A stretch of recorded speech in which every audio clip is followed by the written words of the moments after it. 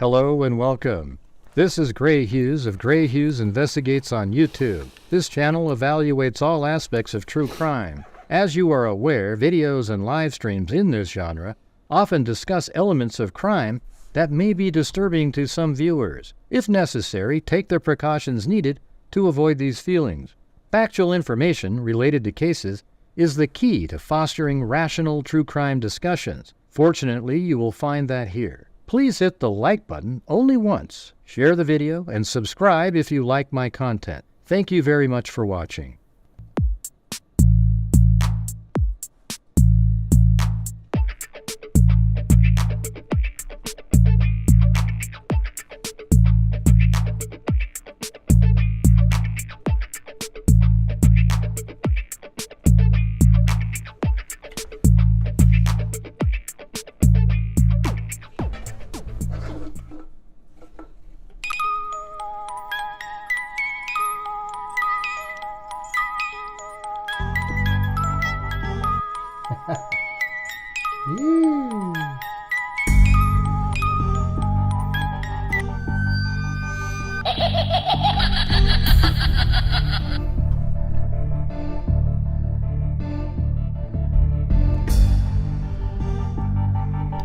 Hey, look at that. All right.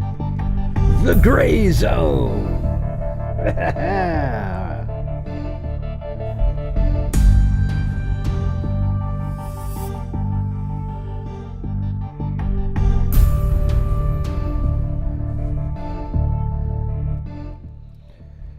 All right.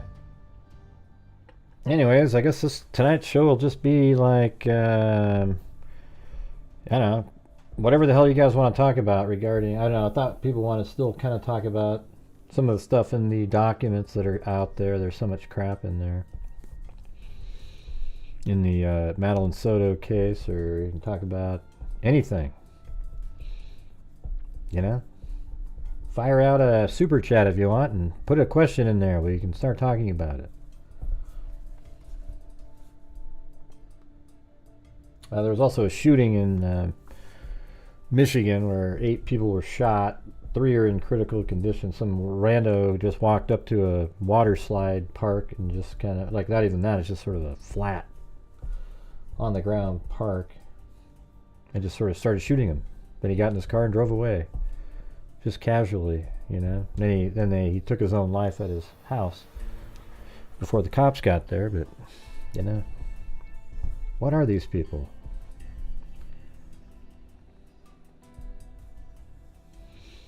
Yeah. No, whatever came in. We don't really need to have the exact name, do we? Yeah. Anyways, yes, everybody, let's absolutely realize it's a water splash pad. Without that, we will not have any viable thoughts related to the... Well, thanks, Cindy. Yeah, that's the guy. He has a beard, though. That's the new figure right there. He's the... It's hard to see what he is, but he looks like a goblin or something. A creep. It looks like he almost has a black eye. But yes, it's a water splash pad, not a... Yeah, I got it so he has a beard. He looks like a gremlin in that one, kind of, doesn't he? Right, we know her, but we talked about bedroom 4. Yeah, she was in the living room, right? We read that on the show the other day. No, we do not have a floor layout. There isn't one. But yeah, we talked about how she's in the living room, doesn't really have her own bedroom, and she sleeps in everybody else, in other people's rooms, because that's where she sleeps. So she doesn't need a bed, doesn't need to have a room with a bed in it, because she doesn't sleep in that. I guess that's just kind of how it is over there.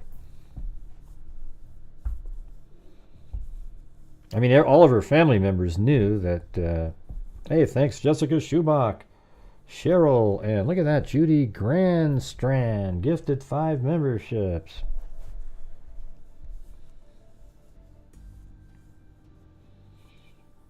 Mountain Jam 71. Member for 32 months.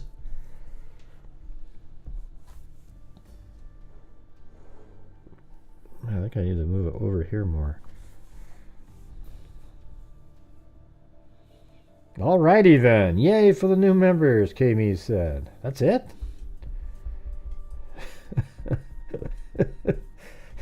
She probably didn't like that I said something about the water slide pad or whatever the hell it was. No, the water pad thing. Whatever the hell it was.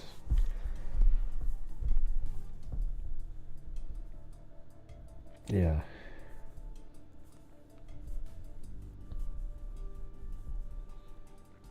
Do you think Stephen Stern's trial will be televised? I doubt it.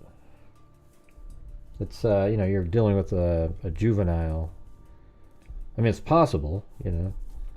I don't think, I don't think this next trial will be, but I think the murder trial might be. But this one about like sexual assault and stuff, I mean, man, what could you actually show on, you know, and would you want to hear, I guess, you know? Thank you, Annabella Roma. Did I miss somebody up here? Yeah, Donna Aldridge, Jessica Schubach, Cheryl, and Annabella Roma.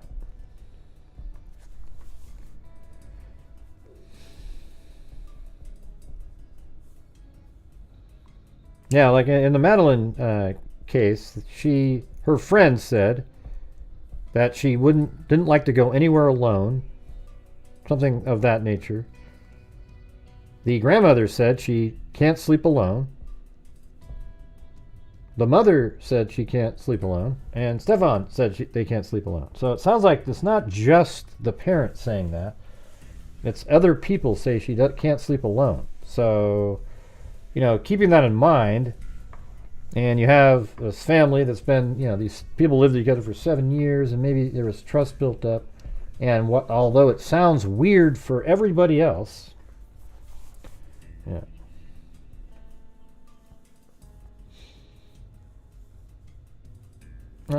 Some, yeah, like the stuff that they say and the pictures, when they describe the pictures, yeah. They don't put her name in there, though. You just know what name it is by context when you're looking at it. I don't read the descriptions of the photographs. It's just not really, I don't know, it doesn't even feel appropriate or anything. I mean, I read it with my eyes, but I don't say it out loud.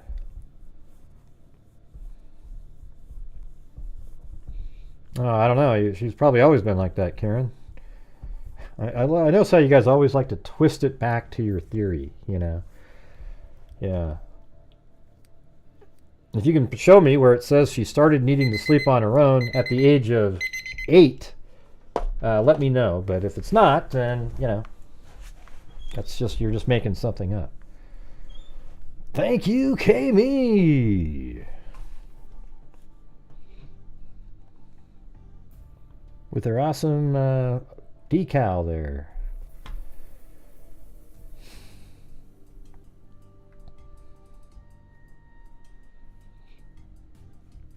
It's like they convinced Maddie. No, they didn't tattoo you. See, let me ask you something. Where do you guys come up with this stuff in your minds? It's like they convinced Maddie that she couldn't sleep alone. No, it's like that's how she was, and everybody knew that. You know why? Who knows? But you know, she was a little bit slightly on the autistic spectrum somewhere. Had some ADHD and everything like that. I just think it's hilarious. The people who think that something really, you know, like Jen's this monster and everybody. The monster here is Stefan Stearns. That's it, you guys. That's it. Okay? Stefan Stearns is the guy who intruded into their lives, pretended he really cared about Jennifer, but his whole goal the whole time was Madeline. He groomed Madeline, and he groomed even Jennifer, and they all, you know, they thought, oh, everything was great and everything like that, and Madeline held a secret the entire time because that's exactly what these groomers do. Okay? Now, if there's any other evidence that comes out, I swear to God, you guys, if they come out and say that she knew that they were sleeping together, I will turn on a dime. I really will. But without that, I can absolutely see her allowing them, sleeping together and everything like that, because they've been together for 7 years, and I'm sure that Stefan Stearns sold it to them. She said she watched for a while, for a long time. She was, trying to make sure, and she never saw anything. So then trust was developed over the years, and it just felt like it was normal for them. All right. Now, if she looks back now, she probably thinks, "What the hell was I doing?" I guarantee you, she's thinking that. But I don't know. It's just kind of bizarre how everybody's just so, not everybody, but man, you have whole Facebook groups filled with people that are just, feverishly so, ooh, yeah, what can I say now? Ooh, yeah, do you see the way she was? It's weird. I will not allow that for my kid, but I get having an open king. I don't know what that means. Yeah, I'm sure you can't, because here's the way it works. Ash, a Shay to remember, whatever the hell your name is. What happens is people, they can't buy something because they want to keep believing in something. They don't spend any moments actually reading or researching how these guys do this shit. And you don't care either, because you want to keep going. All right? Right, so Zozo just typed in, Jen Soto isn't the only mother in the world that this has happened to. Right. But apparently all of them are crappy too. And what's weird is, this is the least interesting part of the case. But it always feels like you have to get into this weird place. It's almost like politics, where you're taking the side that you don't really even want to be a side on, but you're just kind of like, oh God, this is...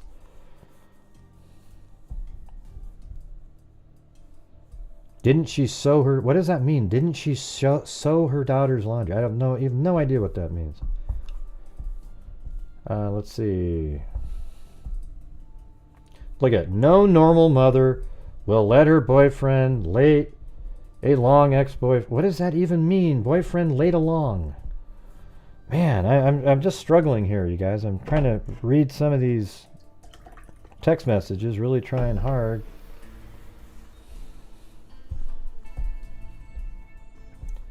Jen is an adult and Madeline was a child. I believe she's guilty of neglect. Neglect. Oh, Jesus. How is it neglect if you trusted your, he used to be like a stepdad type person. How is it neglect that she trusted that guy after 7 years? You guys are cuckoo. There's no actual neglect. It's just, that's what she... It on fire. What's it on fire? Hey, Kelly, learn to speak, man. You're absolutely stoned out of your mind.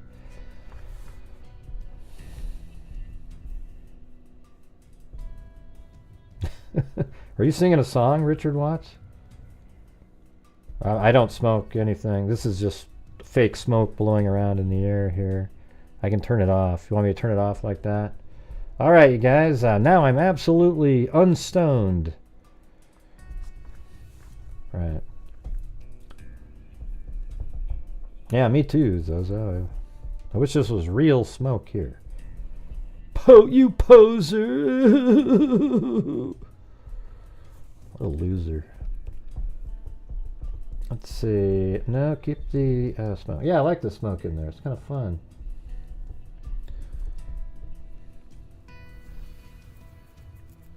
So let me ask you something. How is she neglectful if she actually trusted Stefan Stearns and he convinced her to trust him, and her daughter never said anything? And everything just seemed normal to them. Or her and, her only. To Jennifer, the daughter obviously didn't, but she kept quiet because that's what these groomers do. I'm just trying to get you guys to think a little differently, you know, instead of just jumping in and just being so sure of yourselves. We don't know what the answer is, but I tell you, if they come out with something where they say, oh, wow, she knew and she participated and did all stuff, oh, God, I'll think totally differently. And you'll go, see, Gray, we were right. No, you weren't. You got lucky that that data came out. Because right now, there's absolutely nothing. Other than the fact that, you know, when she needed, they would sleep in, like sometimes she would sleep with him, and then sometimes they'd all three sleep together, but she never slept by herself. Now, some people say the reason she didn't want to sleep by herself is because he would go in there, and so she always wanted to sleep with all three of them because that would protect her. But isn't that weird? If her mom was some monster and part of it all, how would the mom be protecting her? Yeah. Well, how do we know she didn't attempt to tell her? But that doesn't mean she told her, right? That means she might have attempted to tell her, Karen. A better wording would just be, how do we know Maddie never told her? That would be a good thing to say. And we don't know the answer to that either.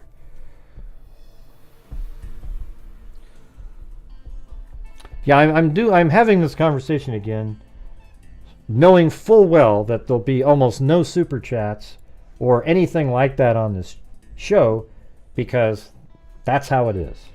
Doesn't that suck?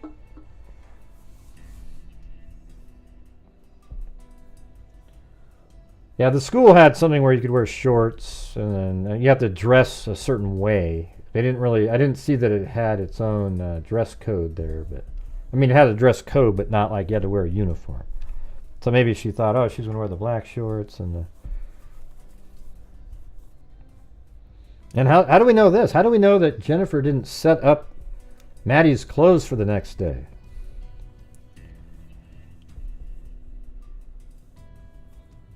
And then that's why she thought she wore those things, but she never did. Wouldn't that be interesting?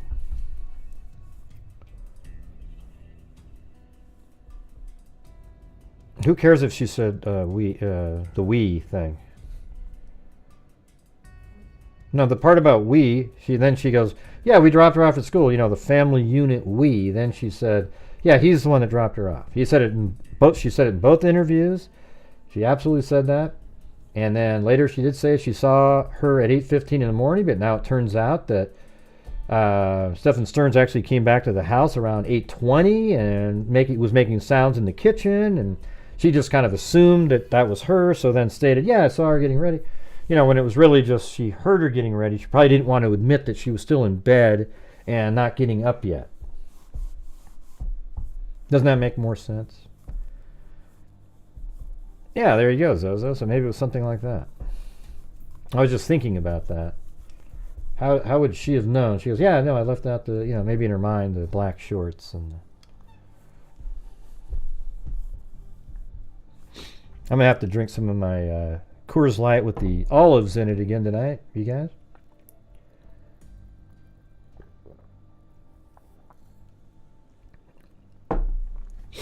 Hey, Karen, it must be shitty shows, Andrews.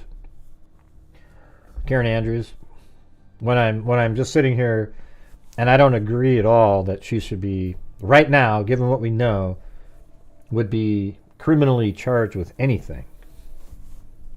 I mean, it sounds like she went to school. Yeah, good luck. Hey, thanks, Jen. Yeah, good luck tonight, I can tell you that.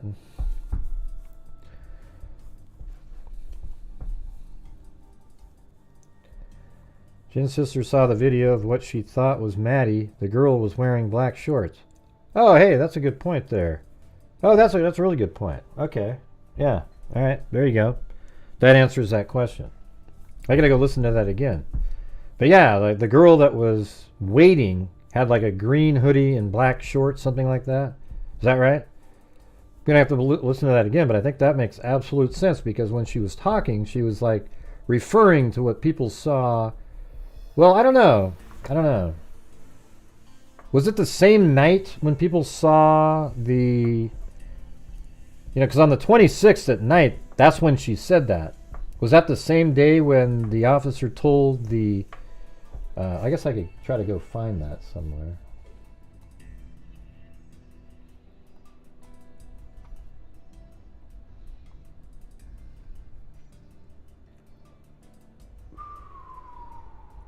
Oh yeah, here's the, it's right here.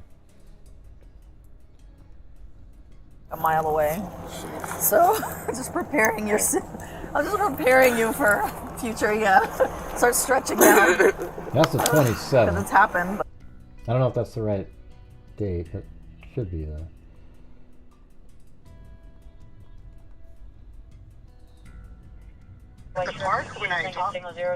Yeah, and Stefan's, like I said the other day, he's the one that said pants, because he saw her. February 27th, 2000. So that's the grandmother back here. 22nd.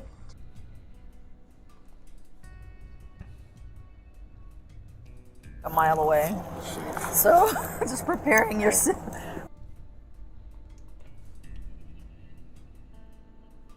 Never showed up. So they So this says 27th.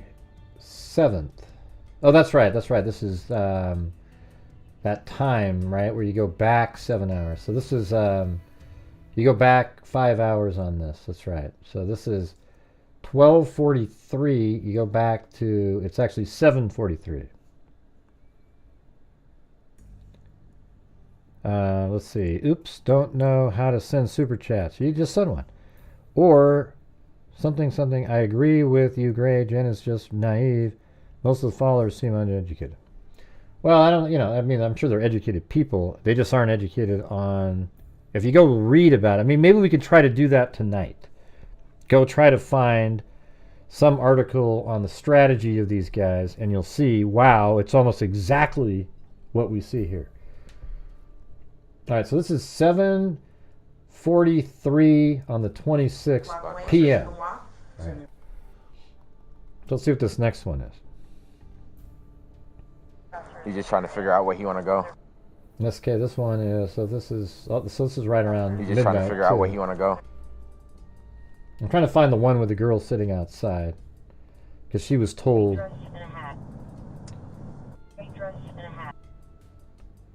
All right, that's with Stephen Stearns.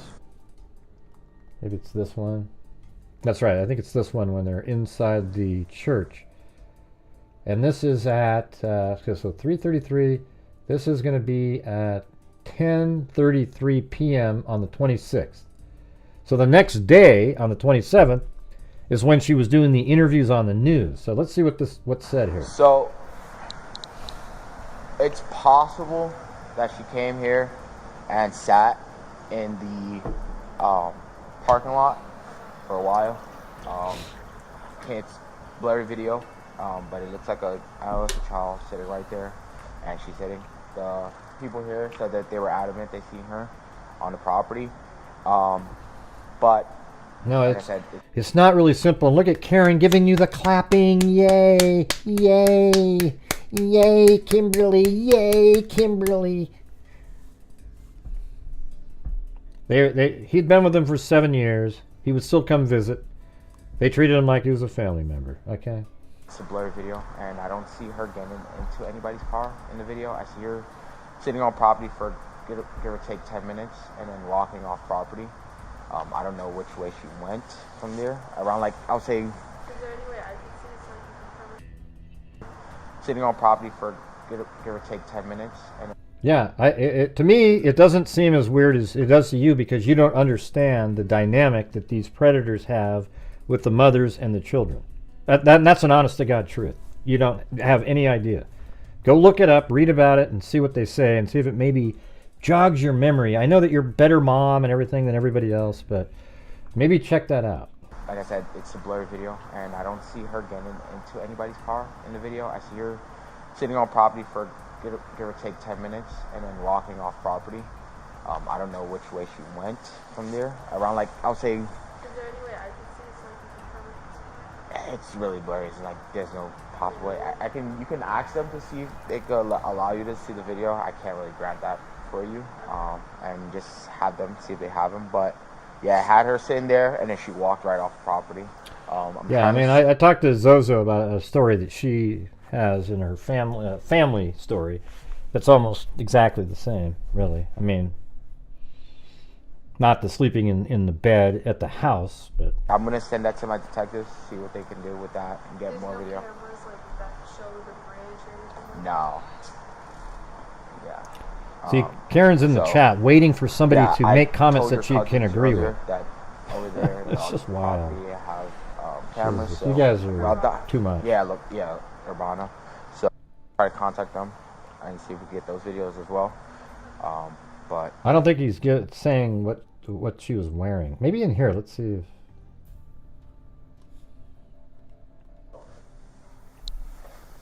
alrighty, thank you guys. I got that on my video, so I'll get that to the detectives. Again, thank you. Oh, he filmed it. School, the church as the place that she was last seen. Detectives might be out here to come talk to you guys. You might see a private Maybe. number or like Orange County. But that was the day she So worked. probably one of them trying to contact you guys. And if she only works one day a week, well, she better go that one day, right? Alright, thank you guys again. Thank you so much. I don't know where people are getting stuff like she only works one day a week. That wasn't in the documents. I appreciate it. Thank you. Alright, see you again. I hope I see you guys, but on better circumstances. Hey. So, it's possible that she came here and sat in the parking lot for a while. It's blurry video, but it looks like a adolescent child sitting right there, and she's hitting. The people here said that they were adamant they seen her on the property, but like I said, it's a blurry video, and I don't see her getting into anybody's car in the video. I see her sitting on property for give or take 10 minutes, and then walking off property. I don't know which way she went from there. Around, like, I'll say, Is there any way I can see so I can confirm it? it's really blurry. It's like there's no possible way. You can ask them to see if they could allow you to see the video. I can't really grant that for you, and just have them see if they have them. You know what I think, though? I mean, like I said this earlier, yesterday, but let's look. I was looking at it again. If I was a single mother, and I believed how you guys believe, and a lot of you believe, I would never date nor marry anybody again, because if you have the slightest notion that you can't trust them, you are a negligent person for ever allowing your daughter to be at home with your husband alone when you're gone. That means you're negligent because you don't know what might happen, right? Okay? See, that's kind of what you're saying here, right? So any parent out there that's dating somebody or even marries somebody that's not the biological parent, you are negligent because you can't trust them. That's what you've already said. You can never trust them. So that means you're negligent just by the fact that you married them. Okay? So I would get a divorce immediately if you are married to he has a stepfather. Okay? And I'm speaking tongue in cheek here, but I'm letting you know this is how absurd this all sounds. She trusted Stephen Stearns, and I know it's not ideal, it sounds weird and everything, that they would sometimes sleep in a different room, but she always had to sleep with somebody, and it probably became sort of normal for them that she would sleep.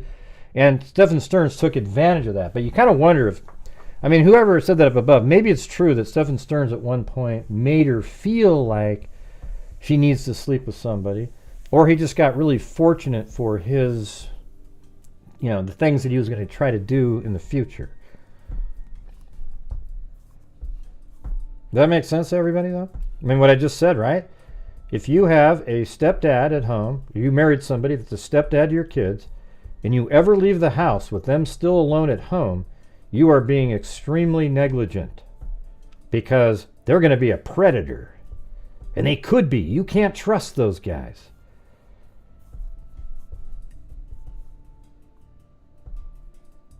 Do you get it? I mean, you understand what I'm saying? That's what you sound like.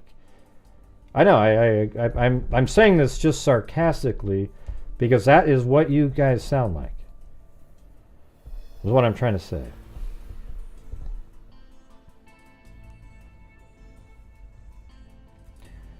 Well, adults can be groomed by just the appearance of like everything is fine, it's trusting and loving, and it became normal. Like you're grooming him to like, yeah, and Madeline would say, yeah, nothing happened, Mom. It was great. I got a good night's sleep, you know, because that's what she was told to say. And then that's grooming. It's sort of like this group grooming of the mother, and it becomes a thing where Stephen Stearns is running the show.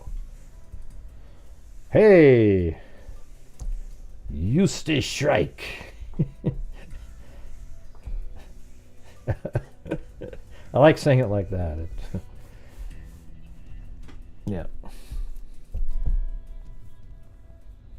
Put their children ahead of their own. Right. So exactly. So they should never get married to and have a stepdad to their kids, especially at young ages.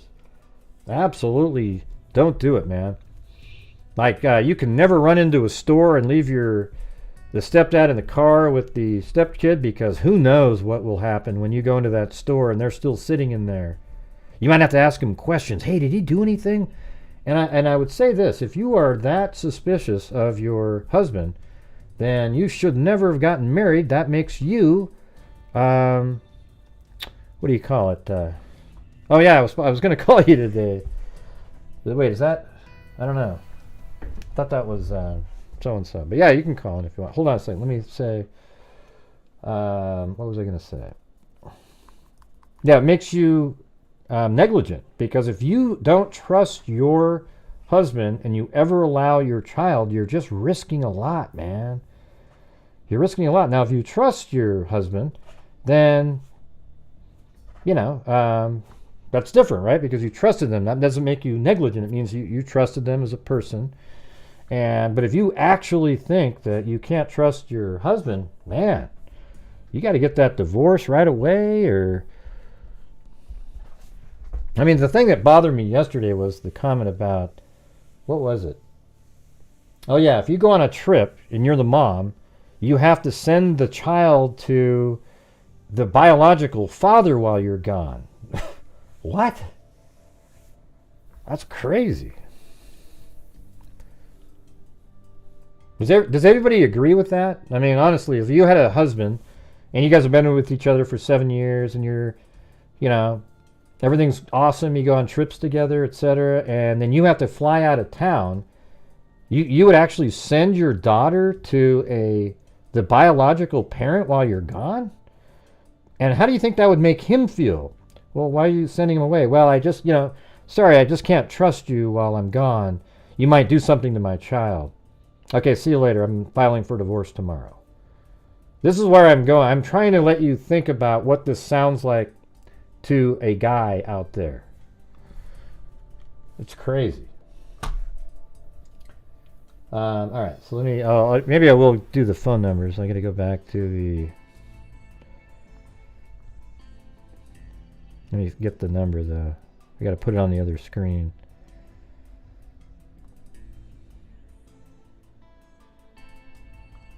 And that's a perfect analogy what I'm saying there. You can't say, well, Gray, that doesn't make... No, it's exactly the same. All right. All right, there you go. There's the phone number. Feel free to call in. I thought that was actually 867-5309, because that picture looks sort of similar. Where is 867-5309?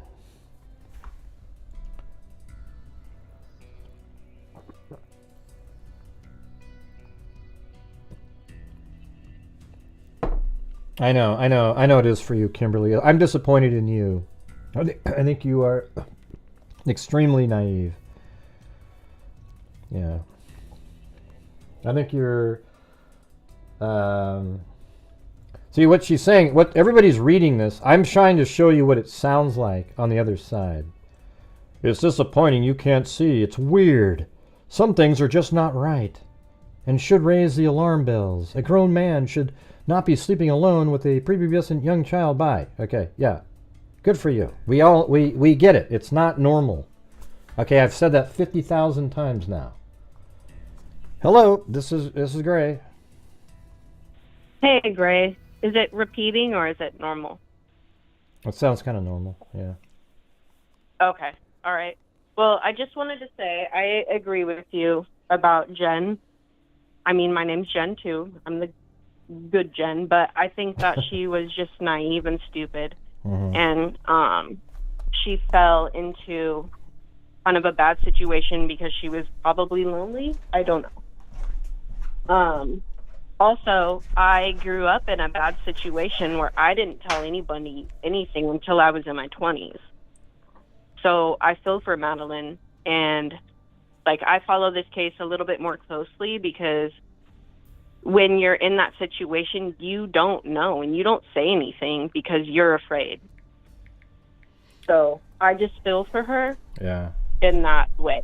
Yeah. Also, I have a background. I have a degree in forensic anthropology, and if she was still, I guess, sloppy and not rigid at a certain point, then he did definitely kill her later than what we would expect. Now, what are you saying? You would killed her later? What do you mean? I don't get it.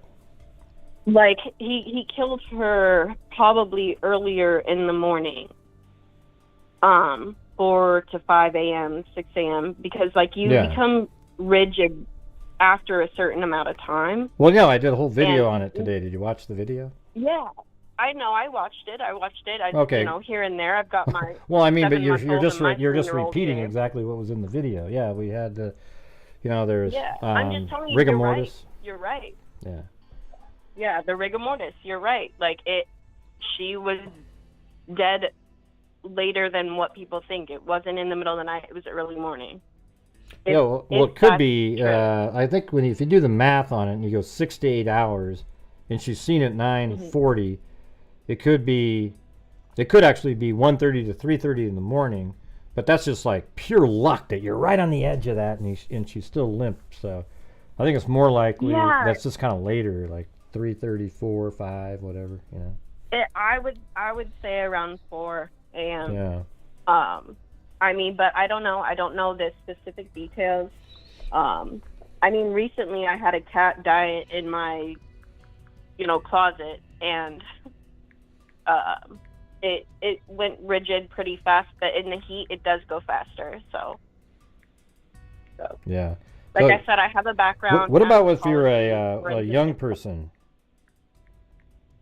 Like you're smaller, does that speed anything up? Or? No. Seems like it would. It wouldn't. The heat would. And I don't know Florida. I've never been to Florida. I'm here in California, so. Yeah, I mean Florida's warm, but I'm sure it was indoors and then moved to a car. Probably had air conditioning. I don't know if she was only outside after he put her on the ground, really. So. Yeah. So I don't know. I mean, the only stuff I know is from, like, I've worked a lot with, like, fire victims, so I don't know. With this, I don't specifically know, but, I'm new at this. I just got a bachelor's. I'm young, so. Well, good. It sounds to me like she wasn't dead late at night. Or deceased, I'm sorry. Yeah, well, she couldn't have been now, because if it was like 11 o'clock or 12 o'clock, I mean, there goes my stomach. If it was 9.5 hours later, it's likely, she would be in rigor mortis, not limp and being able to be moved around. Yeah, it happens pretty fast. So. Yeah, well, it said it takes 6 to 8 hours. It goes up to down. Yeah. It said full rigor mortis 6 to 8, but it could be where you're slightly rigor mortis and you're not limp anymore, even after like 4 hours or so, right? Well, they can do carbon dating, and they're going to be able to tell when she can die. Well, they'll have to check her stomach content to figure out when she died. Well, carbon dating, what it is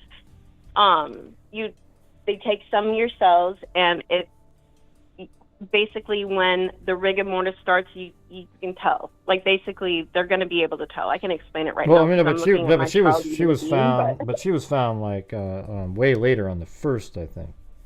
It doesn't matter. You can, March. If anything was alive at any time, you can check carbon dating. So like that's how we get you know, do a with hair rocks. from a mammoth, and you can Yeah. tell whether it was like 3,000 years ago or whatever. Like Yeah, you can like on tell wood when or it something. died specifically. Yeah. And when it's newer, like Maddie's newer, then they're going to be able to tell specifically when she died. I've never heard about carbon dating on people. They do. Yeah. 1,000%. If And- anything that's been alive, they carbon date it. So the second you die, you start doing what that you can carbon date? I can't think of the word right now because I'm feeding my child beans as I'm talking to you. 7-month-old, but anything that's been alive, you can carbon date it as soon as it dies, and it's got to do with an enzyme or something. I don't know. Well, it can determine the year of death. I don't know if you can be like specific in a really short term. I can't right now because it's super late. Well, I'm for me reading. and I'm actually tired looking at and, on. I'm actually looking at it right here. It says, carbon dating, also known as radiocarbon dating, is a forensic technique that can estimate a person's year of death by measuring the amount of carbon-14 remaining in organic materials like bone, teeth, hair, and nails. The technique works for comparing, whatever, like 14C, 12C ratio at the time of death to the ratio today to calculate how much time has passed. See, I doubt it would be that accurate where it could like do, oh, it's 2 days ago. You know what I mean? I think it's more of a long term. Well, it's pretty accurate. Okay. Pretty accurate. All right. But I mean, I would say like they would probably use that. But yeah, thank you for looking it up. I'm sorry, I'm tired. It's 10 o'clock where I'm at, and I don't normally call into these things. But Oh, okay. I thought Well, thanks for calling in. I appreciate it. Thank you, Gray. I appreciate your work and Okay. Well, Thank you. Have a good one. Bye bye. Yeah, it's weird. Here's what I don't like. I don't like being able to, when I say what I'm saying. I'm not. Here's what I'm. Listen, I've said this 100 times, you guys. I don't think Jen's the greatest person in the world. Okay, I think it's weird that she allowed her daughter to sleep with Stephen Stearns. I've said it 15,000 times. But what I'm explaining is why it might have got to that point. Is that Stephen Stearns manipulated the situation to make it seem normal to them. Over time, it took them a long time, but it was totally normal in their relationship after a while. That's what I'm saying. So what's weird is when you get these people that come in with where their brains don't work, they don't listen to what you just said, and they say, I can't believe you think it's okay, Gray, you bastard. Right. It's just wild. Like, how about listen for 2 seconds? Yeah, it's weird. I explain why. But then you also see this vitriol about how, oh, a stepdad, man, you can never leave your kid alone with a stepdad or, boyfriend you might have had for 7 or 8 years that you trust. You can't do it, man. Whenever you leave, you got to put him with somebody else. And I'm like, well, why are you with them? It makes you negligent to be with somebody that you feel like that about.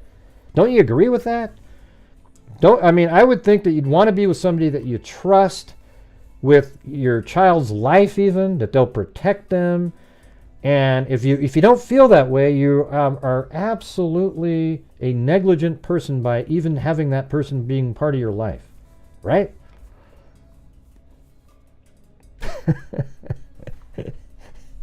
Yeah. See? No, it's weird, It's a weird thing. It's weird how people don't go, you know what? God, that does make me wonder, why do I think the way I do? Yeah, that guy that I'm dating and I can't leave him alone with my kid. Aren't I negligent to even be dating that person because I think that way? No, Gray, it's just being vigilant. Okay. All right. And by the way, you guys, even though the topic's shitty again, if you could help please support the channel tonight, I would appreciate it. I had a slower, earlier show, trying to keep the cogs turning, as it were. So I'd appreciate any help you could support the channel with. Put a super chat in with another question. We could discuss that one too. All right. Awesome. I always think it's great, too. Like, people actually unsubscribe because of what I'm saying. How pathetic are you? Jesus Christ. Unbelievable. Let's see. Perhaps birthday party, pregnancy of the child. Jen could have Stockholm syndrome. Just sweep it under the rug to survive. Yeah, I don't think Jen's, the brightest bulb there ever was. It is an interesting topic. I think it is interesting. So why don't we look it up? Maybe you can type in something like classic child predator technique on single parents. Single parent, right? You type that in, let's see what you get.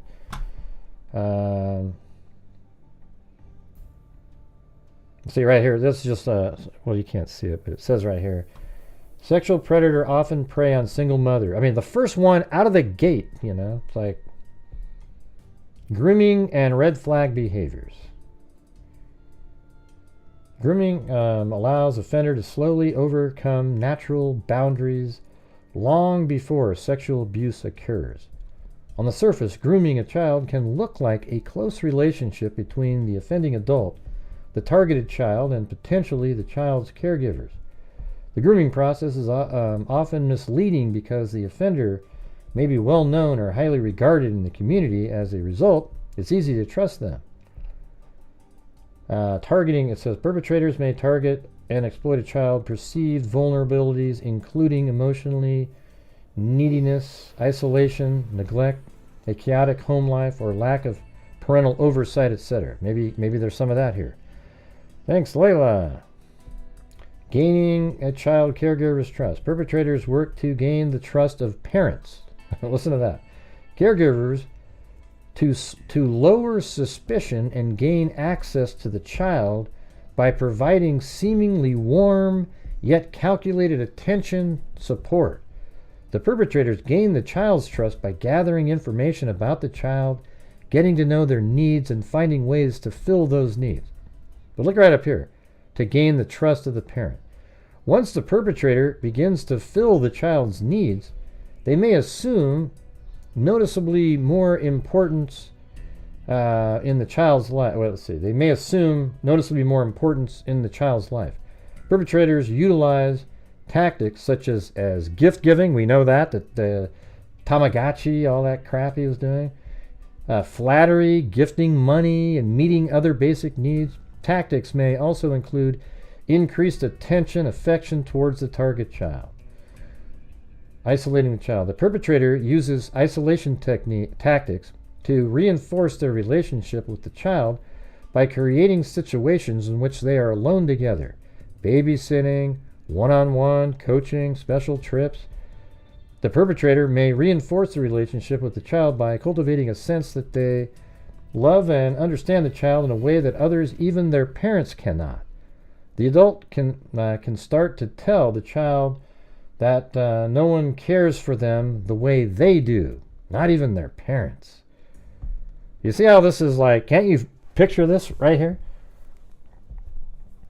And so he was using those different things. Yeah, like Maddie struggling, or like Jennifer couldn't sleep, and then Maddie needing to sleep with other people. It was this perfect tactic. And who knows if he, like the other person said earlier, who knows if he's the one that sort of manipulated that sort of thing to happen, right? Once emotional dependencies and trust have been built, the perpetrator progressively sexualizes the relationship. This occurs through talking, pictures, and creating situations in which both are naked, swimming. The adult exploits the child's natural curiosity and trust using stimulation to advance, et cetera, et cetera.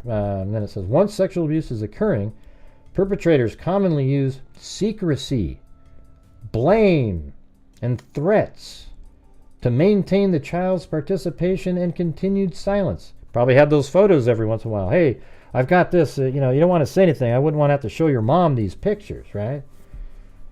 In order to maintain control, perpetrators use emotional manipulation. They make the child believe they are the only person who can meet their emotional, material needs. The child may feel that the loss of the relationship or the consequences of exposing it will be more damaging and humiliating than continuing the unhealthy relationship.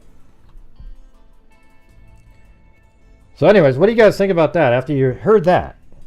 Doesn't it sound like Stephen Stearns is classic? Like it just, every one of those things?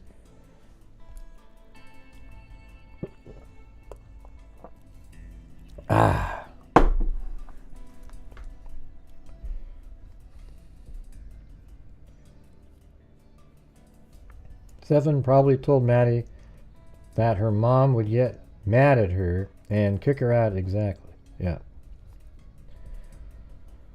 Right. Come on. I want to know what you think, Karen Andrews, about what we just read there. I'm just curious. Like, does that make you go, that is pretty interesting? And this is the Good Men Project. You know, it's similar stuff. Signs that a predator may be grooming your child include telling a child he or she is a special friend, bringing a child special mementos or gifts, talking to a child about issues like sex or marriage problems, giving a child alcohol, cigarettes, or drugs, inviting a child to spend the night, or going camping. I mean, Stephen Stearns probably just thought, wow, man, I've got this perfect situation. She needs to sleep with somebody, and Jennifer, I sometimes can't sleep, so I might say, hey, we'll sleep over here. After he gained all the trust over the years, they started doing that. Do not date. That's right, Brenda Spratt. That's right.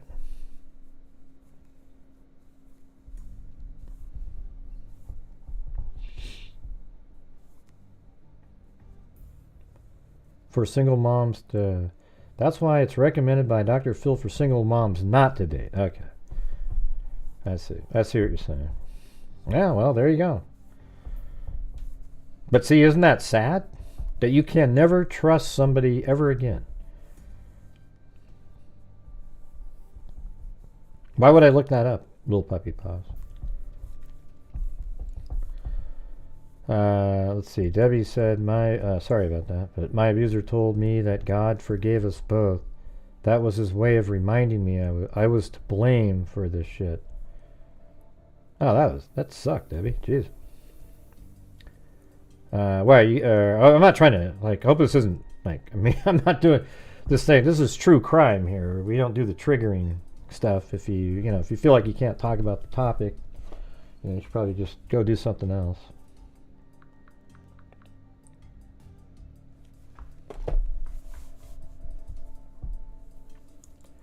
And it still might happen if you don't date.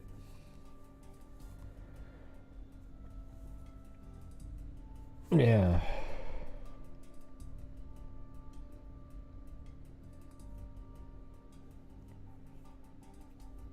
Yeah, look at this one here. Friendship is built through nurturing, relationship through bonding.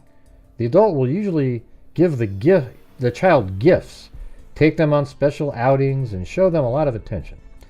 Wasn't he doing that, you guys, with the Tamagotchi and all those little games and stuff like that he was doing? What do you mean, why are you so petty? What does that mean, Queen Reyes? Nobody said anything that was petty, you fool. Why do I always get these absolute morons that show up on here? Like nobody knows what you're even talking about. God, what an absolute idiot. Let's see. Once a child trusts an adult, the adult can influence the child's attitude regarding sexual behavior. Grooming may include introducing sexual content to the child as example what the perpetrator desires and to give the impression that the depicted acts are acceptable. Then they will introduce fantasy. They will manipulate the child with false sense of security. They will pay a lot of attention to the child problems and personal matters and offer advice and counseling. They will tell the child how much they love them and that they want to have a long-term loving relationship with them. Once the child is open up to the pedo, they will begin to instill fear by threatening to share the child's secrets with their classmates or their parents. Sometimes they will even threaten the life or safety of the child or of their family and friends. It's all a manipulative tactic to get the child to do what the pedo wants them to do. I mean, Jesus, this just sounds like classic Stephen Stearns, doesn't it?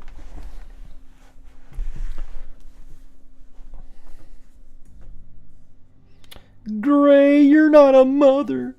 A mother is more watchful of her children no matter what. It's your gut, you know?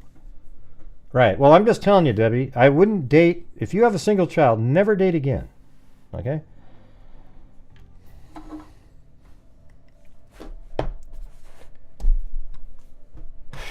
God, it's unreal. Just unreal, the comments that people make. Yep, if you're not a mother, you know what? You can't have an opinion on this. You just can't do it.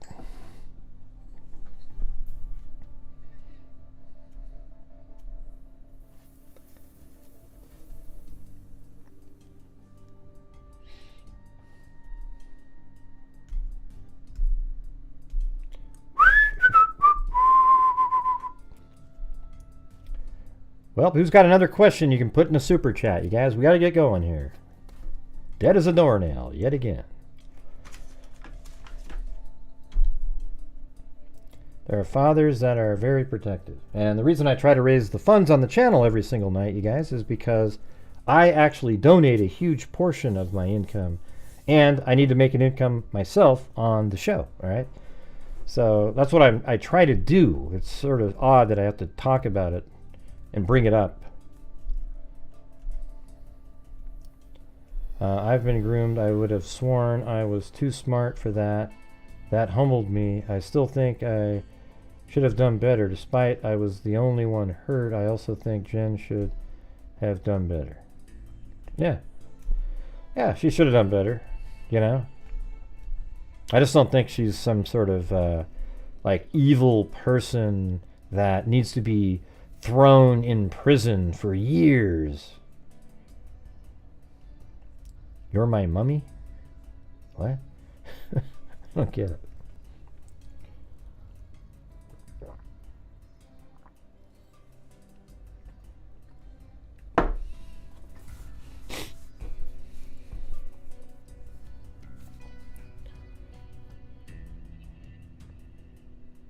Nope, there's the phone number again.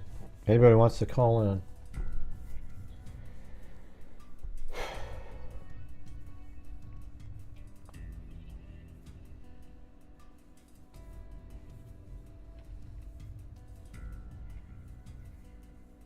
Yeah, good for you, Annie. Hi, my favorite song, Beatles. These personal nasty comments about Jen, though, are just odd to me. It's like, yeah, I mean, that's what happens. See, what happens is a lot of these people join Facebook groups and they're all like mind and they attack and attack and attack and attack and attack. And I don't even know if the police said, you know what, we don't see any involvement at all, and you saw Jen teary-eyed trying to explain things, you would just look at her and spit in her face, you know. That's what I think sucks. Because you're not, you just don't. I don't know. You know what's worse though is like over all these years I try to get people to think critically and like look at things a little bit more broadly and go, hey, check it out. I mean, look at like, and it just sometimes people they just can't do it. You know, they just can't.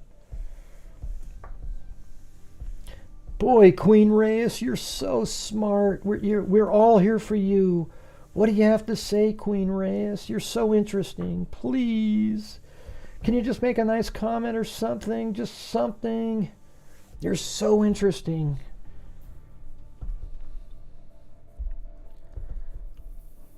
It's some type of superiority complex. Well, I think people, what they want to think is that they've dated other people and they're a lot more diligent, and therefore nothing ever happened with that person that they dated. So they're better than Jen is. But you know what's weird is that person could have been just like Stephen Stearns, and you would have thought he was just like the one that wasn't bad, because that's how they do it.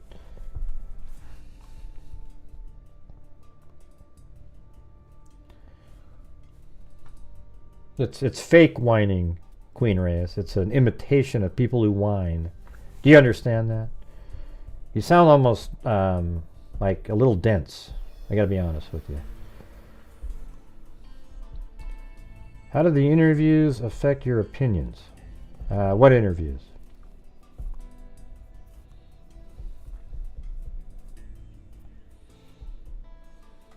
Yeah, it's just a troll. You know where it came from. Yeah. Just go ahead and block that person.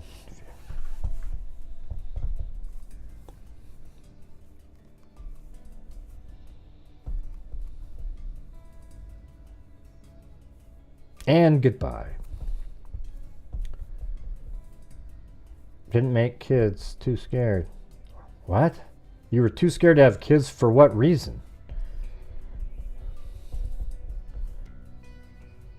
Never had kids because you were too scared of what? What?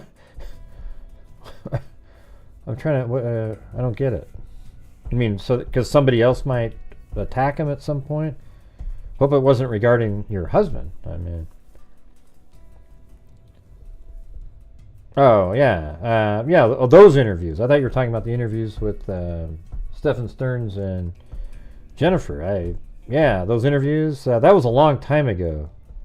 Those interviews were like 3.5 months ago, 4 months ago. They were right after the case started. I don't even know if they'd found... I don't think they'd even found Madeline yet. Maybe they did. I mean, it's just like within days of that. Those are really old. Nobody watched them, though, the first time. So I thought, you know what? Let me try to upload these again. And way more people watched it. I mean, it's like, it's almost kind of strange. And you know, when I was listening to those back then, I mean, we've known all that stuff for months. I think Stephen Stearns, if you listen to those interviews, is a sick person, but is kind of like manipulative, and, you know, he's a voyeur, all kinds of stuff that guy was doing. And he was still doing that. So can't you just see that he's able to possibly... See, doesn't it make more sense? Do you think it's just a miracle that Stephen Stearns found another sexual deviant that wanted to exploit her own child? Or don't you just think it's just Stephen Stearns who was able to force this situation to happen with Jennifer and her child? I mean, what are the odds that he just happened to stumble upon another sicko? I just think that's too much right there. I think it's just Stephen Stearns doing this. I guess we'll find out, though. And I tell you, if there's any evidence at all that she knew that they were doing stuff together, that would be enough for me to... Then it's negligent. Okay? That means she intentionally allowed her daughter to stay with Stephen Stearns on nights knowing that they were sexually active. Okay, and that would be negligent in my mind. All right? So that's why I'm waiting for that. If that comes out, then sure, I'll totally jump on your bandwagon. And like I said 100 times, I think it is weird to allow somebody to have their daughter to sleep with a boyfriend and a guy that was even somebody that was supposedly like a stepdad for 7 years. It's a little weird to let them sleep together on a night, but the dynamics in the house were different. She always had to sleep with somebody. Stephen Stearns probably used that knowledge for his own benefit over the years.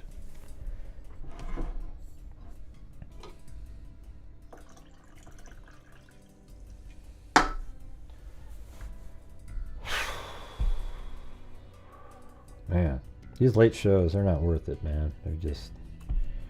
it's wild.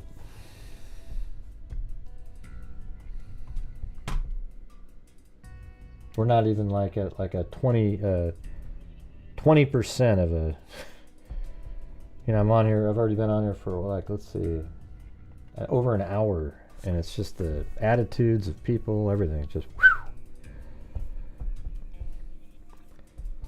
Bad judgment, but it's not against the law to be trusting. Yeah, well, it's also not against the law to trust somebody. You know, she trusted Stephen Stearns, even though maybe they didn't see each other as much lately. When he showed up, it's the same, right? It's the same guy who had been there all those years before, and, you know, she was probably, you know, it is, you know, the whole thing is weird sounding and feeling, but I'm looking at it like Stephen Stearns is a predator who used all of that information.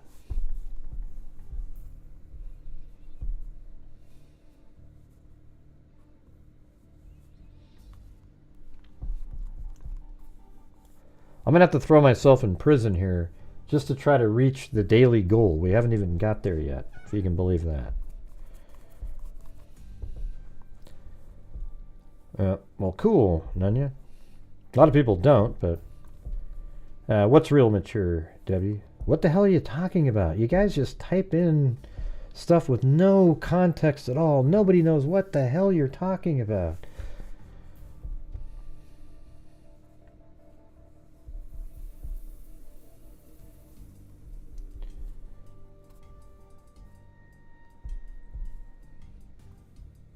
Well, why? How come, Sandra? How do you think she knew? Where was the information about that? No, I never said you can't have an opinion, Debbie. There isn't any time here I said you can't have an opinion. I never even said it just right then, Debbie. Your brain doesn't function correctly.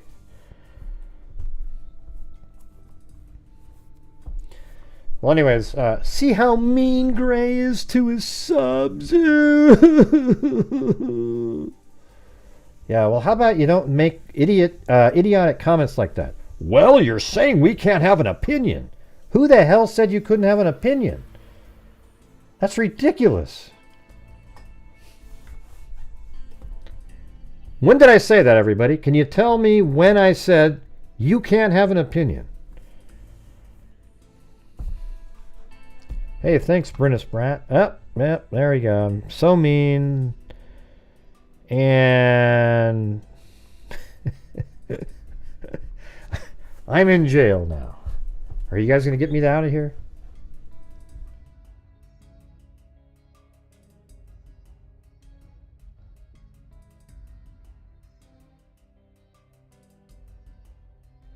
Coors Light with green olives in it.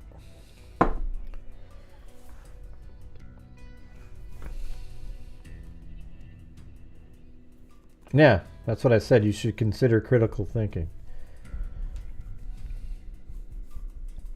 Something like that. I don't get it, man. I don't get it.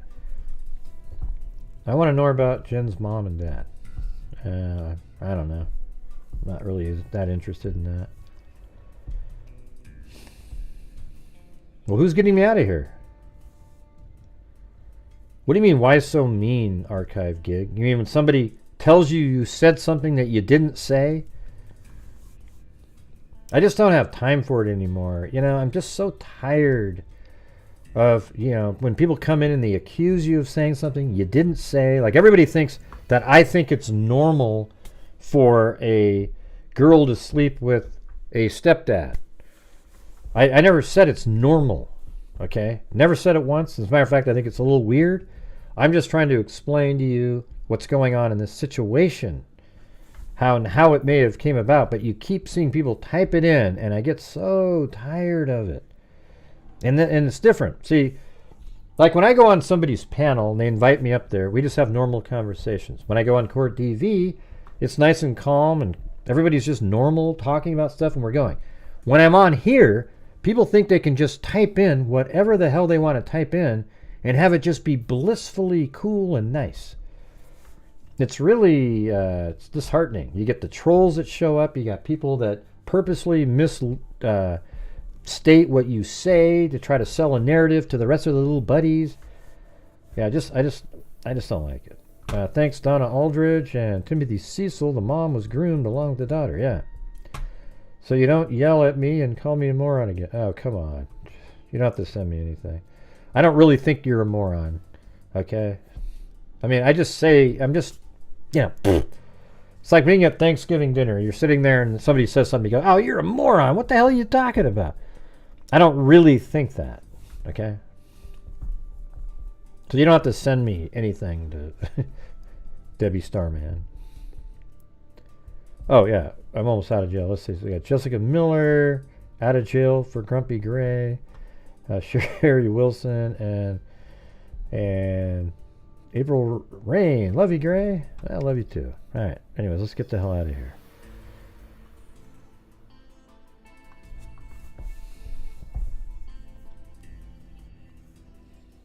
Right. That's exactly right. I always think of this as like you're at Thanksgiving dinner, you're arguing about politics or something that everybody's angry about, and, you know, when it's all said and done, nobody really is angry or anything like that. All right? So don't take personally if I'm like, oh, that's the dumbest thing I've ever heard. Oh, that's ridiculous. It just is what it is. All right?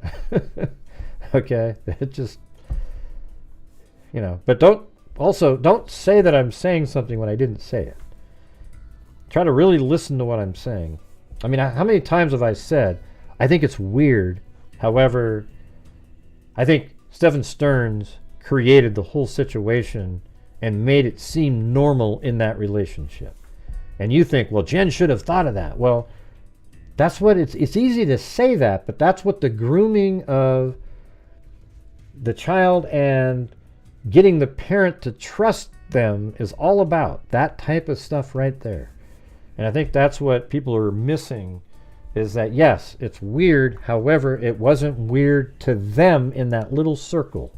It was weird. Here's the thing is, Stefan and Maddie were aware, and Maddie knew it was weird. Something wasn't right.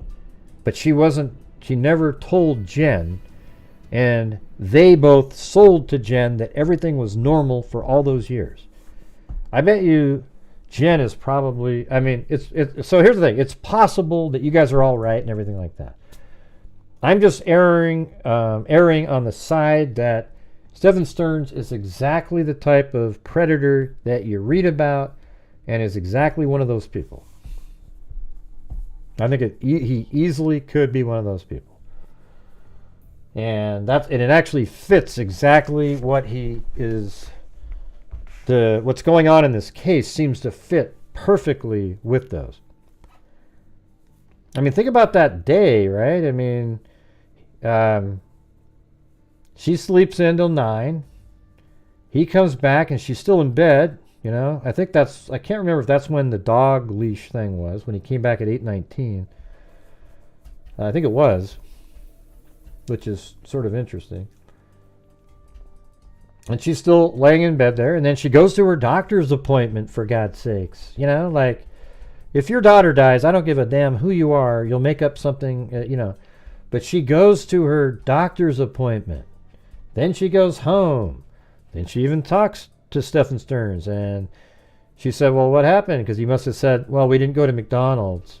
And she said, what happened? Well, she didn't want to go to McDonald's. That's all it was about. Then they, you know, they're whatever they're doing, and then later she goes to pick up Maddie at school, and Maddie isn't there. I mean, it's wild. It's like see, you can tell that Maddie didn't know anything. Let me ask you guys this. So look at it like this: how many of you think Maddie actually knew that Jennifer knew that Maddie was dead that day? Does anybody actually think that? Like, she knew the whole time that she was dead and she was just going through the motions of the day? Like, she was just going, oh, that's crazy, Olga. Yeah, that's absolutely nuts. You guys are crazy. All of you are crazy that say yeah. Just letting you know. See, Gray, that's so mean. You said I was crazy. Okay, well, it's your honest opinion, but it just sounds ludicrous given the facts. That's your belief because you want to believe it. That's what I'm saying.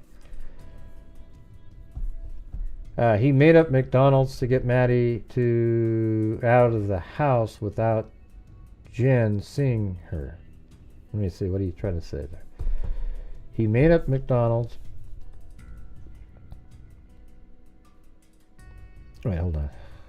He made up McDonald's to get Maddie out of the house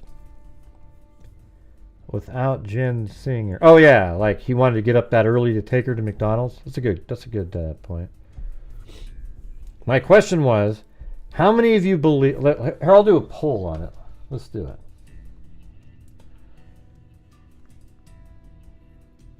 Start a poll. Do you believe?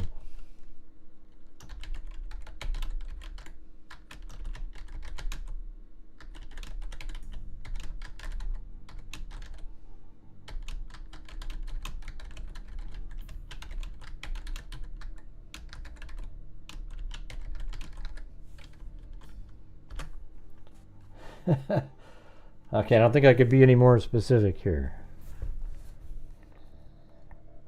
I think that kind of makes some sense up there, Donna. Yeah, she's like, hey, yeah, I'm gonna take her to McDonald's. You know, so I'm getting up early, and you know, hey, I was gonna take her to McDonald's in the morning anyway. She's like, oh, I don't want to get up that late. I want to sleep in. Oh, I'll tell you what, we'll just sleep up there, and then yeah, man, maybe that was the ploy for the whole thing, a little attempt.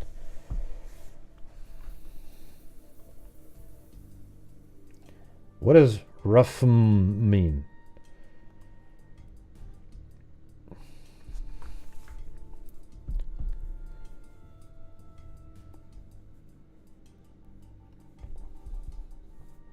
Right, listen everybody. Can't you just see how ludicrous it is to just believe it because you want to believe it? Look at what I'm saying here. Do you believe Jennifer knew Maddie was dead while she went to the doctors and then went to school to pick her up? Doesn't it seem more likely that that's literally what she was doing and everything seemed fine? And that she was like, you know, he told her, he dropped her off, and she's just kind of like, okay, she's believing what he said because she trusts him. And I mean, that just seems way more logical and obvious. So you think it was like this? They didn't plan a damn thing. Obviously, Stephen Stearns didn't plan a damn thing, but he was so good at planning her day. He said, listen, I killed her. Now you got to do everything that you were going to do anyways. You know, go to your doctor's appointment, come home, and then we'll talk about it a little bit later. And then you go try to pick her up. And then after you don't find her, make sure to send an email to the school to ask, hey, where's Maddie? And then when they tell you that she never showed up, you can then start calling, get a hold of your family members, go over to your mom's office, see if she's there, do all these things to make it, oh, come on. So he was that planning, but he couldn't even plan his day out. He's driving around like Weekend at Bernie's. I mean, come on, you guys. Her day was like perfect alibi stuff. Whoa, unbelievable. Well, Gray, maybe she's the mastermind, you bastard. Oh, God. What do you mean that alibis didn't happen? What does that mean? I don't get it. She actually did everything everything lines up with every single thing that she said. She got home exactly when she said she did based on the ping information. It appears that she left the house at around 9:30 to go to her doctor's appointment. And then she came home from her doctor's appointment. She went to the school to look for, to pick up Maddie, and Maddie wasn't there. Then she sent an email to the school, and they said she never showed up that day. Then she went over to her mom's office to see if Maddie was over there. And then after she wasn't over there, that's when somebody in the office called the police to come over.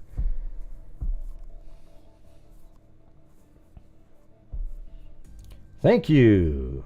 Archive Gig. Appreciate your content, Gray. Well, thank you.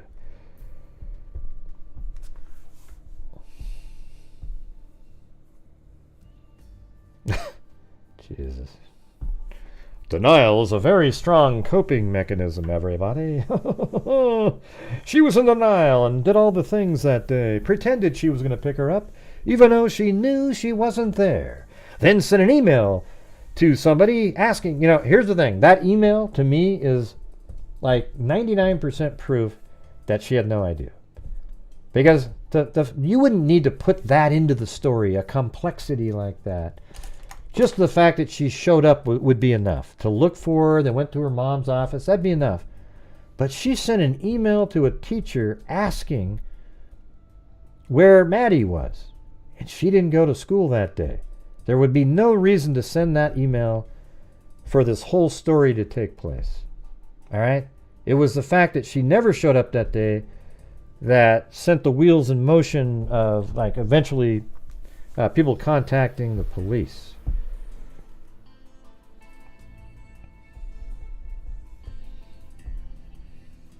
So, well, thanks, April. I'm glad somebody agrees with what I'm saying here. And I just try to use logic and common sense when I do this stuff. And here's the thing. I can tell you this right now. No matter what the police tell us in the final analysis, if it turns out that they don't think she's involved, all of the people in here that are already saying she did something won't believe it and will be angry at the police's decision.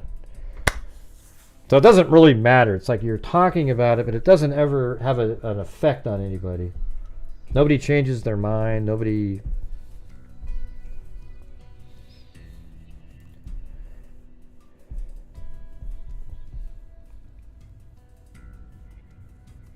Yeah. Well, well, here's the thing. When we say it's irresponsible, how do we know that? See, in their relationship, she probably thought there was a lot of trust in there, and that was something normal for them. So we don't know what it was, At some point, there are families out there that actually trust their stepdads as much as anybody else. Maybe in some houses, the stepdad was actually better than the biological father ever was. But hell, you can't treat them like that. You got to treat them like garbage, with a suspicious eye on them at all times. And by God, if you ever leave that house, make sure there's another adult around so that your husband isn't around that daughter when you leave alone with that person. All right? So I'm just trying to make these comments to make you think about it.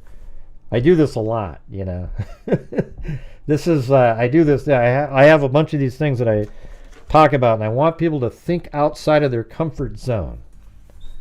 I've even had I do this thing on abortion the same way, and I'm not really a strong anything on that whole topic, but there's things that are hypocritical to me that when I bring it up, and I have these certain scenarios, people go, that is weird, right? That is weird. And so I think that's sort of important to do, is to get people out of their comfort zone, think about something, and, whether or not you change your opinion at all, at least you'll have something to think about that's different than what your sort of myopic tunnel vision view is.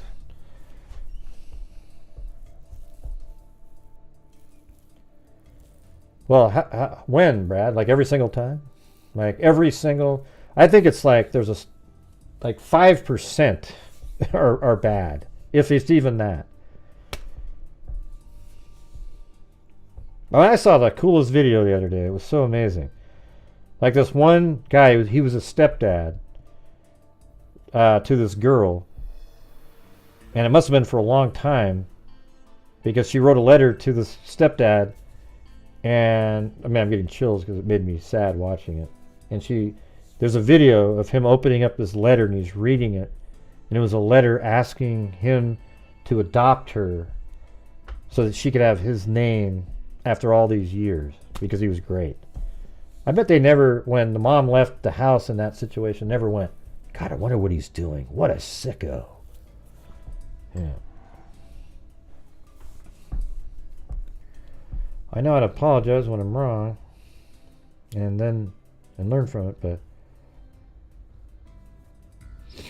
Yeah, you go with your intuition, which, isn't always right. Intuition's just a feeling. Facts are facts. And this is something that you really couldn't have intuition about because it's not you. It's somebody else. Yeah, I mean, I think my stepkids, they call me dad, At first it was sort of weird, like, wow, but it was cool, too. It felt cool because, even though all these years I didn't really get to meet them in person, we sent them thousands of dollars for their education, and, we're working on trying to get them over here for years and years and years, and then COVID came in and slowed everything down, and then, I mean, it was kind of a miracle, one of them, because he missed the deadline on something, but, COVID, they go, yeah, just go ahead, and somehow he was able to come over, and and I try to do as good as I can for them, try to help them out as much as I can. I wish I could do more, but I mean, they're doing really well. I'm proud of them. Like, one of them went back to finish, be with some family members, maybe take a couple classes, comes back, but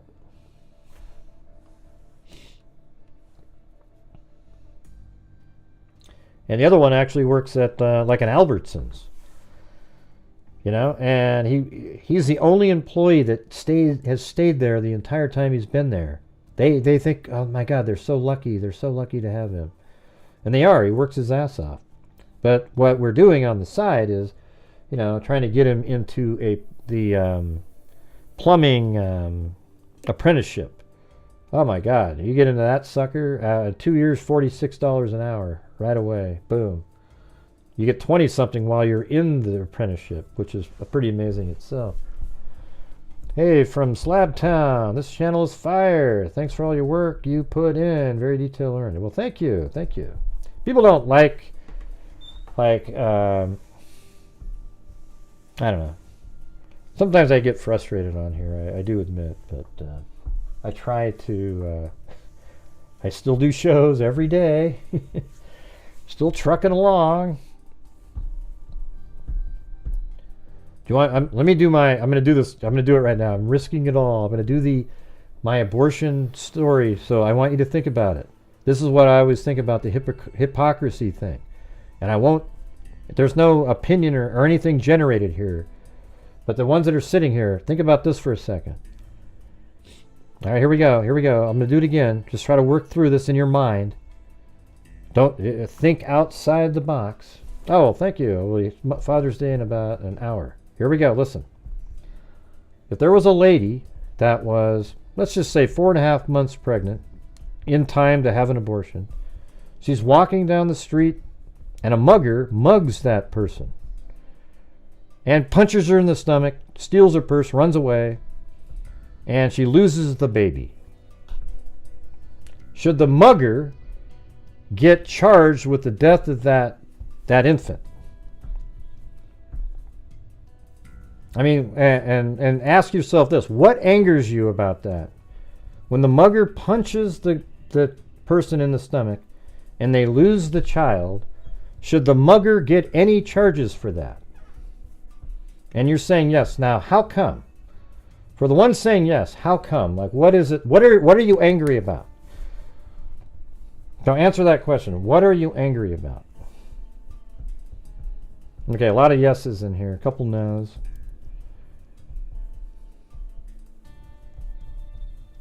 All right, so, okay, it's murder. Right, there you go. So all of you guys have answered the question. Now the next follow-up question is, all right, so after the lady's punched in the stomach, it turns out that she was actually headed towards an abortion clinic to abort that child, but she got punched on the way and lost the kid. Do you have the same feeling now?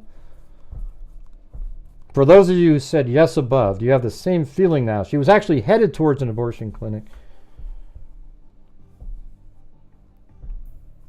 Right, but she was headed towards an abortion clinic.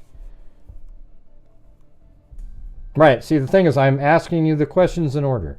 She was headed towards an abortion clinic, but the mugger punched her, lost the child, And, you know, and here's the thing. The mugger didn't even know she was pregnant. Mother didn't even, and the mugger had no idea she was pregnant. And then the third part of the story is she's walking down the street. There's no mugger. She goes into the abortion clinic and has the abortion. Does anybody care anymore about that child, the human life that you were so angry about when the mugger punched a person who they didn't know was pregnant? Which is, you know, almost an accident. They just mugged him to take the purse. Okay. So isn't that weird? That's where the hypocrisy comes in. And that's one of the things I make people think about, like, wow, that is kind of weird. What am I angry about? What is the thing that I'm angry about? Is it the child's life, or is it my right to not to choose to have it? Is it the... All right, there we go. All right. Who's this? 765. Hello? Hello, who's this?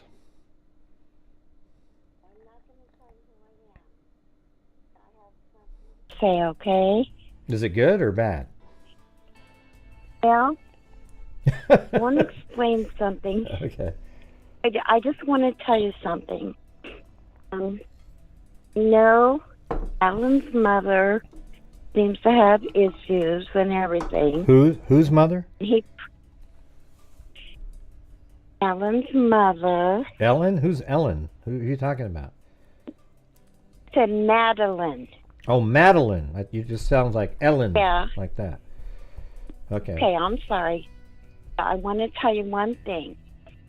It all started when that little girl was 8 years old. Somebody should have known. And even that guy was, what, 6'2"? Uh-huh. Can you hear me? Yeah? Okay. Right. He is like 6'2". Who is? Okay, are you listening? Yeah, I'm listening, but you're talking so staccato where it's hard to follow along. Right. It's because it makes me nervous. Oh, okay. He's a big man, 6'2". And he started molesting that little girl. At 8 years old, they say it started. Listen, a man that big and tall, his private part probably be not that small. So he would have even had trouble walking. Yeah, but we don't know what he anybody- was doing when she was 8. I think he was maybe doing other things. I know what you're trying to say, but Okay. yeah. Okay. I'm still saying, sounds like you're giving her mother a pass. Hey everybody, I I'm don't giving know I'm that- gi- hey everybody, I'm giving the mother a pass, everybody. What I'm trying to say is I think Stephen Stearns manipulated the entire situation. You're saying that she should have noticed something physical on her, but maybe he didn't do that until it was later, like 12, 13, you know. And then It would still be bad. He was not a small man. I don't know. I don't know why grandmother or somebody did not notice. Anyway, I guess that's all I had to say, but I'm not ready to give the mother a pass on this, okay? No, that makes sense. I mean, I see what you're saying. I mean, if there's we don't know what the abuse was at 8, you know, and when the other type of abuse started. So I guess we'll have to see when that is. And you might think she should have noticed something, but I think when you're like 12 or 13, your mom isn't like gazing around at the girl's body all over the place anymore. You know, you start to have privacy at 11, 12, 13, maybe even 10. You know. No, I disagree. With what? I disagree with respect. Okay. I think I don't think you listened, but somebody that's should have okay. picked up on it. Okay. All right. Well, have a good evening. Thank you. Right. Yeah. Let's see. Right. Well, that's because you had a situation where you thought that something might be going on, right, Olga? Yeah.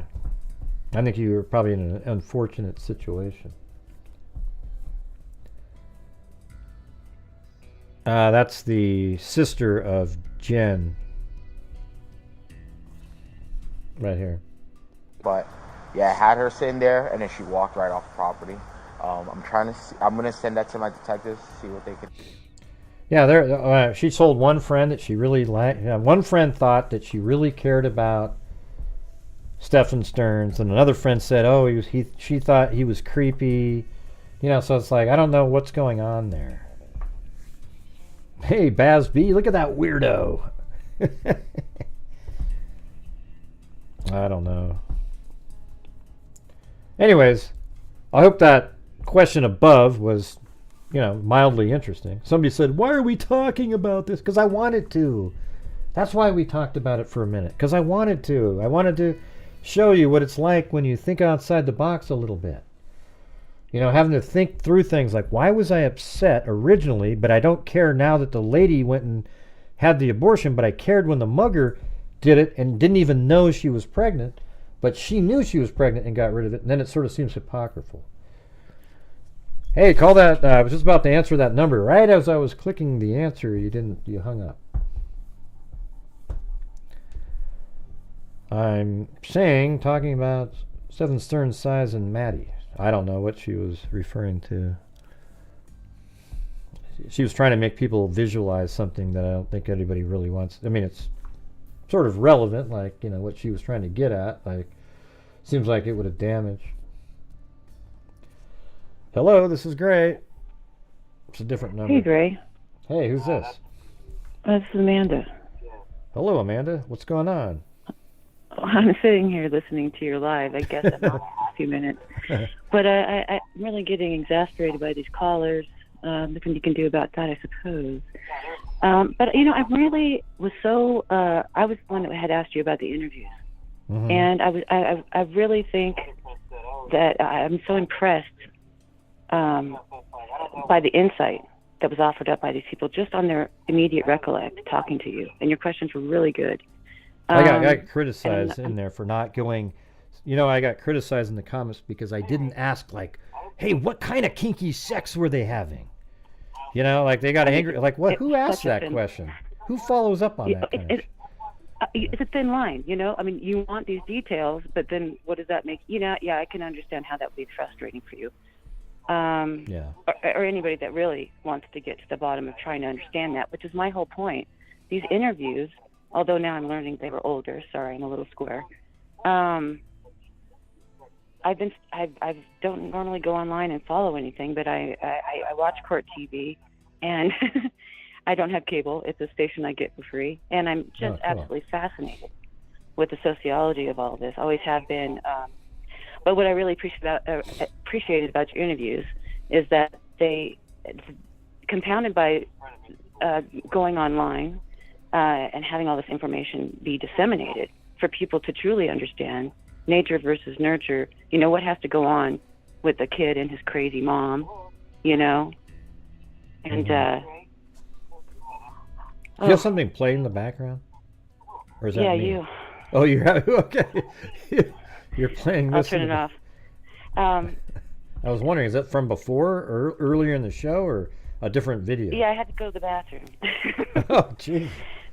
Okay. It's just candor. But I really think it's understated how much help and how you've really changed the way that people can come to understand, if they want to, what can make a person, even some POS, like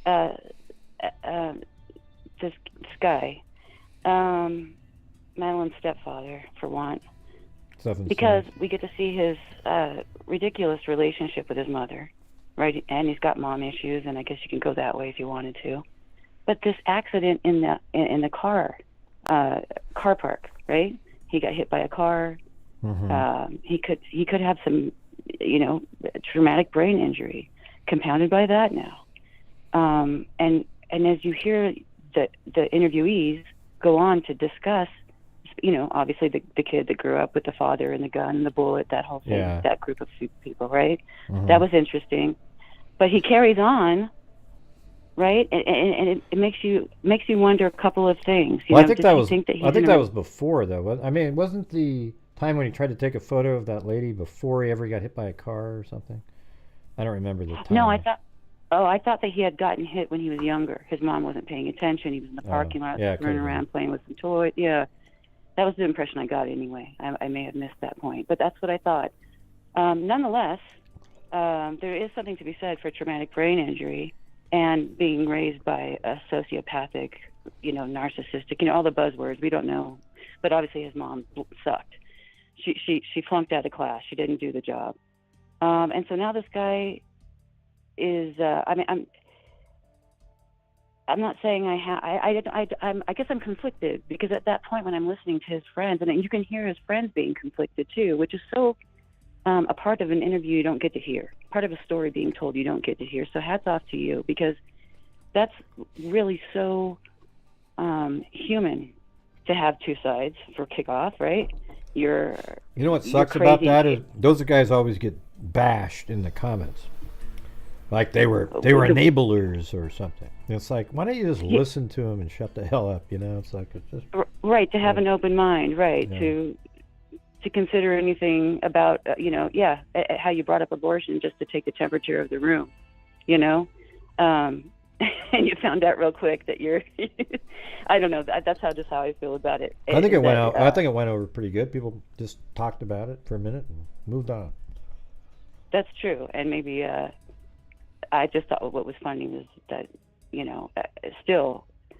Anyway, I just want to stick to these interviews just because I think that you're underrated, specifically for the questions you asked were pointed, even though, again, as you mentioned, you're walking a tightrope here. So having said that, you were still able to get these guys to reminisce in it immediately and make these recalls that are super important for other people to be able to understand that are happening.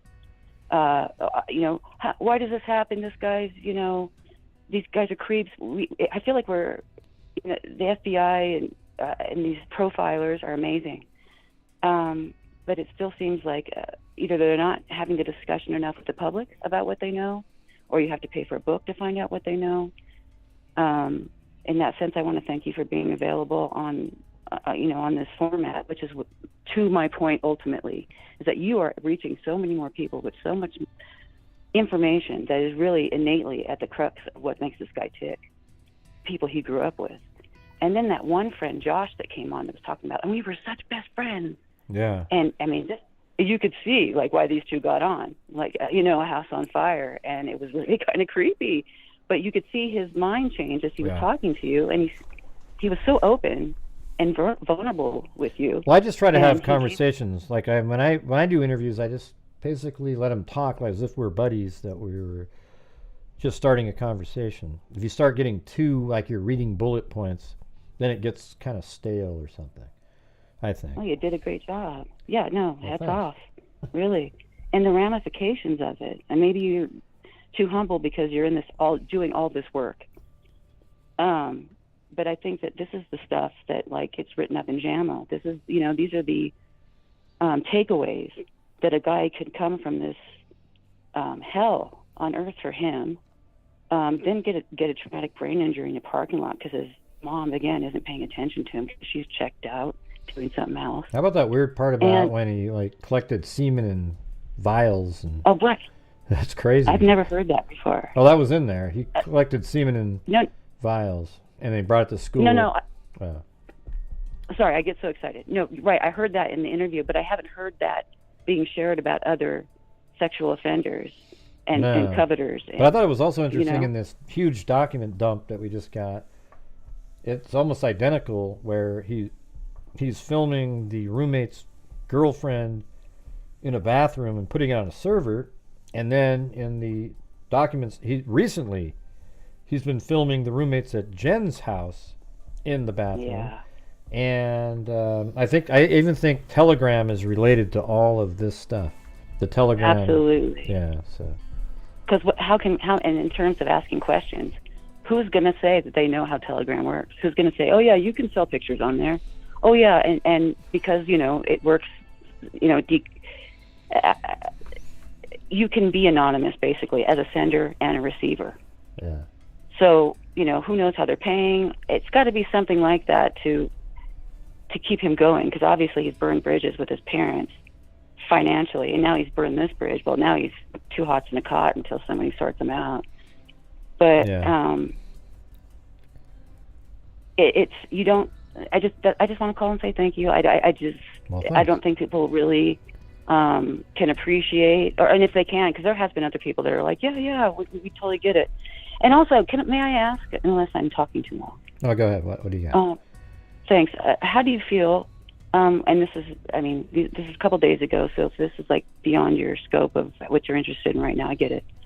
But when we first got eyes on that tax company office waiting room, you see him, you see her, and you see what seems to be her family. Yeah, insurance. No one. What was this, an insurance office? Something like that. Insurance office? Okay. Well, I think it's his mom. I think it's Jen's mom's office. Ah, okay. So there is a filial connection. I wondered, because I think that about the hotel too. Like, why would he be so stupid to go up to the top of a hotel, knowing that there's cameras everywhere? This, whiz, and unless he knew somebody at the hotel, are they running something out of the hotel? Is it, is Josh a part? I just think I just think he was all over the place. He didn't know what the hell he was doing. The death itself seems like it wasn't planned, but it's something he felt he had to do at some point, and then he just winged it the next day. He was all over the place, trying to figure out. Adrenaline burnout, huh? Yeah, that's what it feels like. Yeah. Well, hats off to you again for getting your dues, and again, probably just fledgling getting your dues, because I really feel that once I didn't even know these interviews existed. I could not believe what I was hearing. Well, it's crazy because I posted them, I don't know, 3.5 months ago, and I think the total view count was like, 15 or 20,000 views, which is really low given the interest in this case. So I thought to myself, you know what? Let me put these back out there. And they got 20,000 in like 10 hours. And now it's at 50 something. So the thing is this is what it should have been originally, but people missed it. Yeah, well, you're ahead of the zeitgeist, so what do you want? You know what I mean? You're ahead of everybody, so you kind of have to take your hits there. That's how I feel about it. That's the way it is being in the zeitgeist. But could I please just go back, and then I'll leave you alone? Did you pick up on that body language? I felt like all the young girls are being shepherded in by their female relatives or friends or whatever. Mm-hmm. Like they're skeeved out by this dude. They've had a feeling about this dude that something's going on in that house. I don't know what kind of flop house she's running. Obviously, they're tight on funds. Okay. She needs flatmates. Okay. But it happens to be another parent, a single parent with a it just could have been that they're all a little creeped out by him. Maybe flirted with some of them at some point. Who the hell knows what was actually going on. Yeah. I mean, one of them had I suppose that. I don't really, I'm not like, see, my thing is the whole body language thing, I think it's very inaccurate. Like, people think that they can see certain things, and if you think somebody's guilty, oh, look at that, they crossed their arms, they did this and that and the other thing. And it's always great when those body language shows, they're always great, they're always great after the fact, but let's hear what they say before anybody's arrested. It's never the same. And, like, I've seen cases where people refer to people in past tense. They do all these different things, and it's always, and they're innocent. Like, not always, but they're innocent, and they use past tense. So it's irrelevant. And it happens, yeah. Yeah. Yeah, it only makes it seem relevant after the fact when you go, oh, they use past tense. It's like, well, that doesn't mean anything, because innocent people say that too, and people just sort of use past tense when they're talking. Yeah, if she hit the sack when she got home, then she's talking about yesterday. That's past tense. Yeah. Right? Mm-hmm. Like she was awesome. She was, whatever.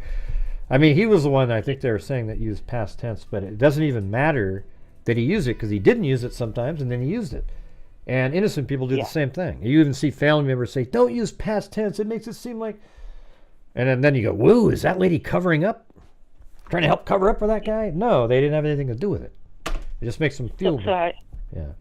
Well, then how do you feel about television shows that you go on when you're up against, experts that are speaking to this kind of stuff? It must drive you nuts. Well, well, that's the part that sucks is like a lot of times when I go on these shows, they get me for the mapping and sort of like interesting information, but I always wish I could comment on the other things, the things that the experts are commenting on, because I don't know if you need, it's like if I've covered thousands of cases. I know that sounds weird, but I really have. So the thing is I have a pretty good experience over the years, and I feel like I understand things, and I want to jump in. And as a matter of fact, a lot of times when I have been able to jump in, the expert always says something like, "Oh, I agree with what Gray said. He said, I know, I get stoked for you." No, sort of cool. Like even the other show, somebody did it on one of the other segments. She said, "I agree with what Gray." I can't remember what it was about, but yeah. Well, Vinny seems to be really cool in terms of producing shows. He is cool. That really do you would know.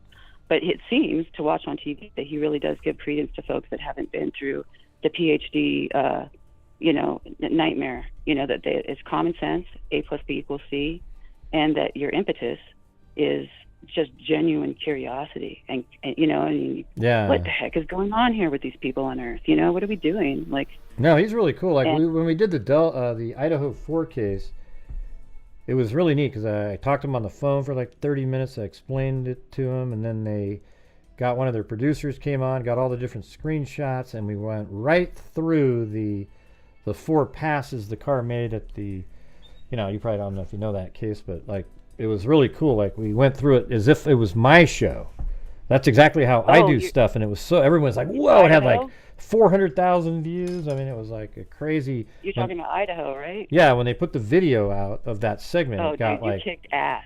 That was the moment that you absolutely. Yeah, that was pretty. They were like, okay, this guy is serious. He's not just has nothing to do on Wednesdays. That's what I'm saying. Like, you got to reintroduce these interviews somehow and get him to pay attention to them, because this stuff is like earth-shattering information to get from the sources that were right next to this kid, even though we know at the end what he ended up being. I think I should, what I should do is shorten. I should go to just find the hard-hitting points, make a 10-minute clip and send it over to Vinny. I think he'd be interested. It's hard to, 2 hours is tough it's really tough for a guy like me too. I mean, I do these shows, so it's hard to find 2 hours to listen to something. So he could probably, let's see, I think if you give him a 10-minute clip, he'd be like, "Oh wow, that's crazy," and just find all the hard-hitting stuff. I'm gonna do it. All right, there you go. Please do, because you're underutilized for kickoff. It's just ahead of the zeitgeist, so it's okay to introduce it again. There's no freaking rules. And based on what kind of street cred you have with him now, because you really pulled the hammer with Idaho. That was like, you probably helped Commonwealth to the major and gave these families a lot of hope. That I did pretty good in the Delphi one that I was on there for, with the timeline, walking down, and how they passed the 4 girls, or the 3 girls, and that one went well too, I think, on there. So those are the kind of the ones. You're missing out. To get on it with the interviews, I'm telling you. You got the touch, and I'm not blowing smoke. I'm just saying it's also just because this is important information to people understand socially what people are capable of, and maybe how to stop it from happening. Yeah. And just be more aware. And maybe even have. Well, of course, can't say what I really think, because people lose their freaking minds. If you would have a shed, a scintilla of humanitarianism for someone who started out, in the bottom of the barrel. But anyway, thank you for entertaining. Yeah. I've been on quite long enough, but good luck with you, and don't give up on those interviews. All right, well, to Vinny, call back again sometime. All right, I'll send them. I'll try to send that over, the clips. Thank you so much. You're a very cool dude. Thank you for your work. All right, very smart. Thank you. Have a good one. Bye-bye. You too. Bye-bye. All right, well, that was a very cool call. Made me feel good. All right. man, there's actually people that like what I do. It's amazing. So who is the 876 number who was trying to call in or whatever? Call in again. I kept seeing it pop up, but I can't, I don't want to have a panel on the phone, So if you're out there, I'll wait for that call to come in next. That was a cool call. Gave me some good ideas. Made me feel like I'm on the right path.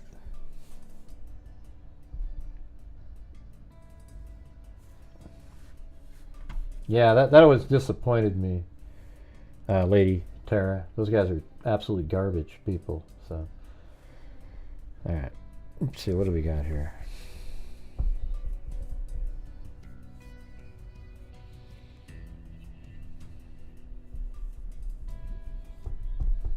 Where's the 87 something number that called in before? Call it in. Call it in.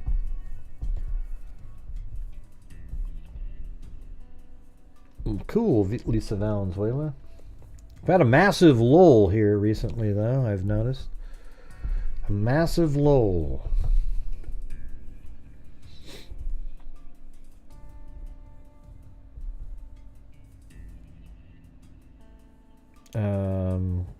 The crazy look interview? I'm not sure what you're talking about. 1:30. Oh yeah, over here it's so you live in like Texas area, the Central Time. Okay, well, I was hoping that other person would try to call again. Maybe I can find it here and call that number. Did it show up over here? Oh no, it's 865 number, I think. Maybe should I dial it? It was only 14 minutes ago. Let's do it. Let's see what happens.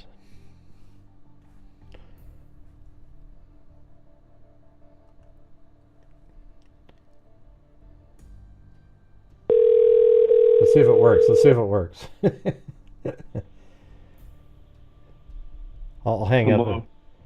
Hey, you just called this number a minute ago. Yeah, it's Grant Hughes.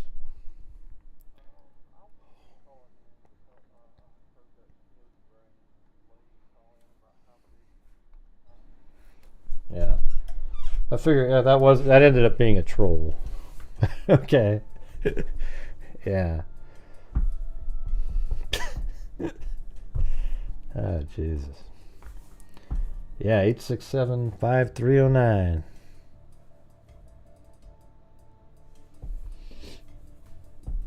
Let's see. I didn't let him finish what they started calling somebody smooth brain, talking about how big, and a boom. Hanging up.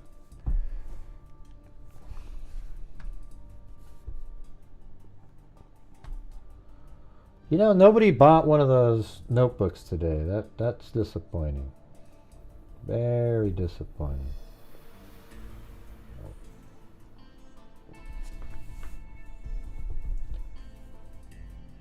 Here, maybe I'll read this email somebody sent without using their name.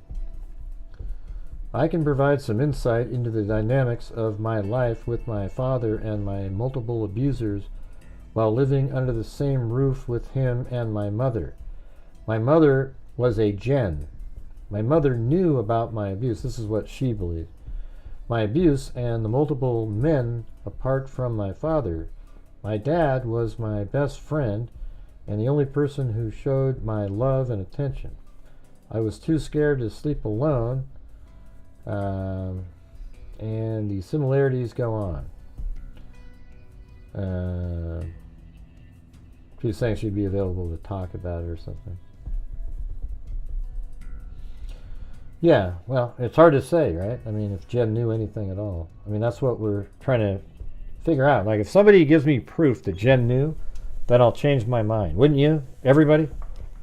Like, everybody in here that doesn't know, and I actually believe that Seven Stearns is a classic predator who groomed both Maddie and Jennifer and, just was able to manipulate the situation because he's a much stronger personality than Jennifer, etc.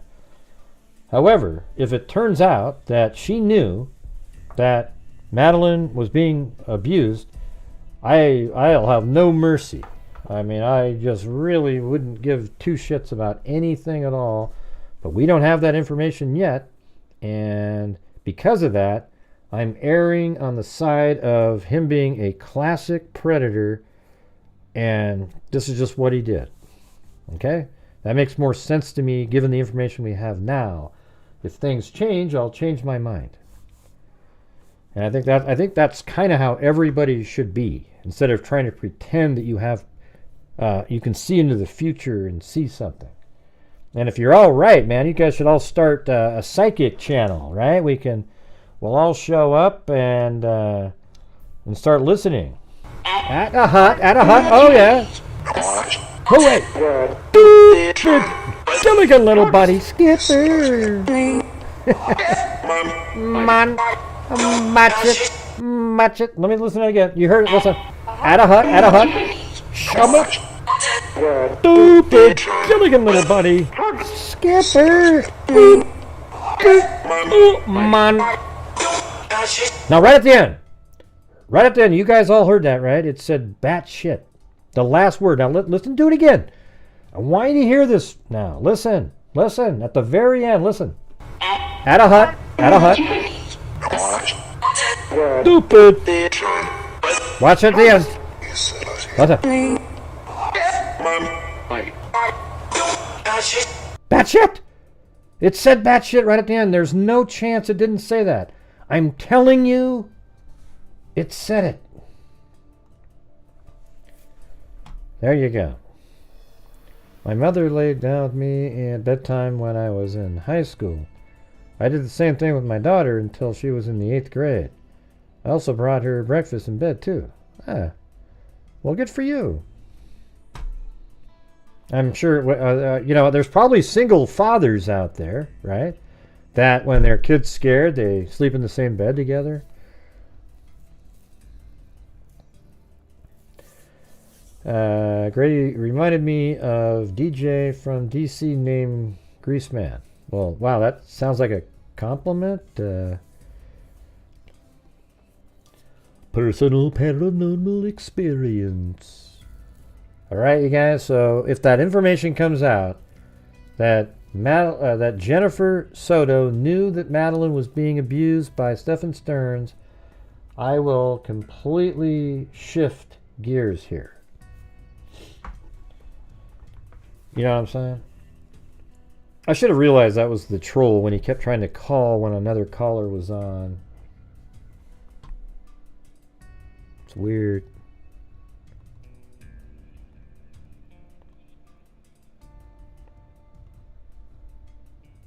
There we go.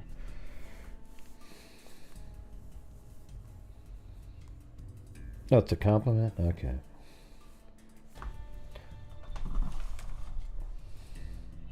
Here's some of my sound effects. Here's a good one. Evil can never be dead enough. And that was after their cops shot this killer like 25 times. And people were complaining how many times they shot him, and he said, evil can never be dead enough. God, you gotta love that. And some of you make shit up. Zozo hates that guy.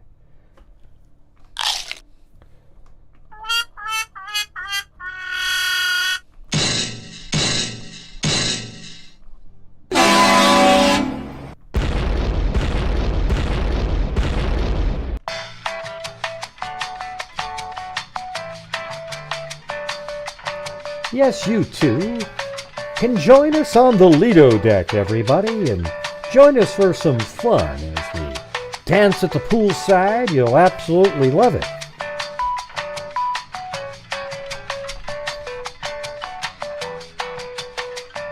I'm tired of it, 10 down 15 on 9 that I'm on 15, 9 that I'm on 15.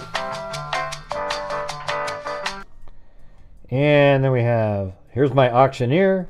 I'm tired of it, 10 down 15 on 10, 20, send a super chat in, send a super chat in, 15, 20, send a super chat in, 40, 45, 50, send a super chat in, 50, you have 60, you have 70, hit a send a super chat in, send a super chat. I know that didn't work very well.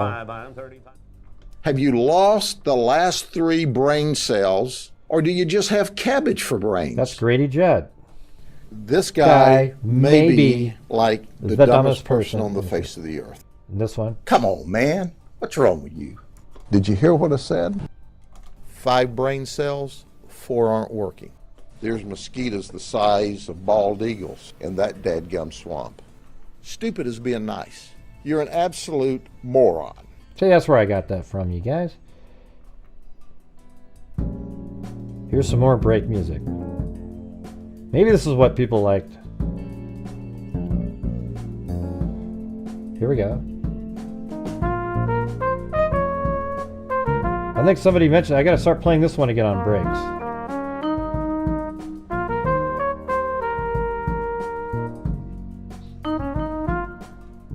Then we got this one. Huh? And this one. It's the house! And this one. And this one. And. And. Yes, everybody, you too can be a rodeo clown. Just show up as a circus and talk.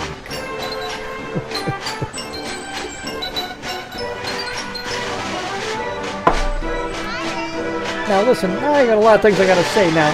I was really sad one night when I walked into the closet and I saw this scary broom in there, and I thought the broom was actually a person. So then after that, I went down the street and I threw the broom into somebody else's house, and when he picked it up, he got scared too, because when I threw it through the window, these glasses showed up on it, and he thought it was an actual person, okay?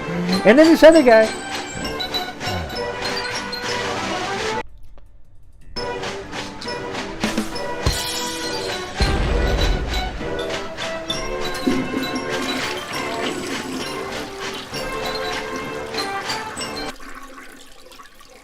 Oh yeah, I used to do that one a lot. Remember that?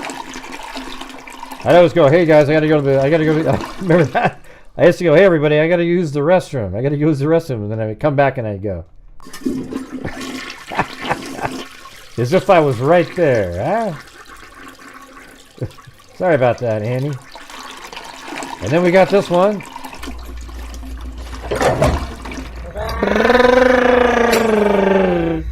Chewbacca? Chewbacca? I'll be Chewbacca if you want me to.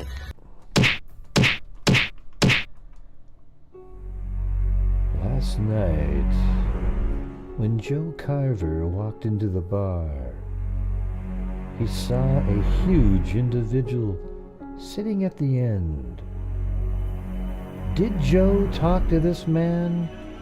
We don't know, but stay tuned to find out. There's one. How about this one? Hello, Gray. What's going on? Well, hey, we were waiting for actual callers, not you, Mary Lou. They're coming to take me away.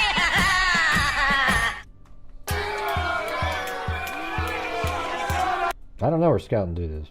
Okay, bye. Bitch, please. Dude. Oh my god, awkward. Drama.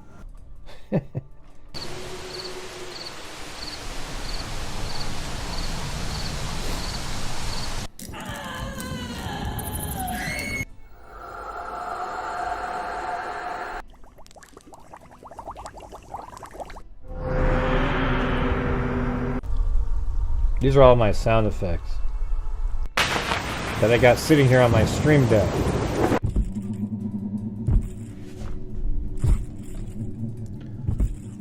What's going on?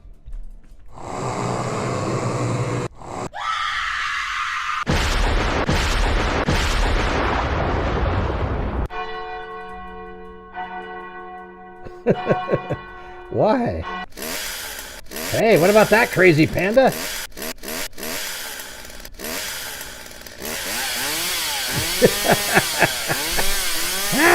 Don't ask dumbass questions.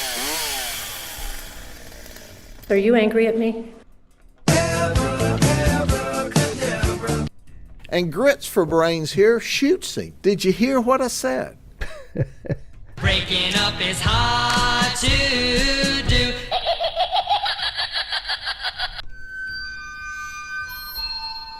Bring around the rosy, a pocket full of posies. That would fall under the category of something bad.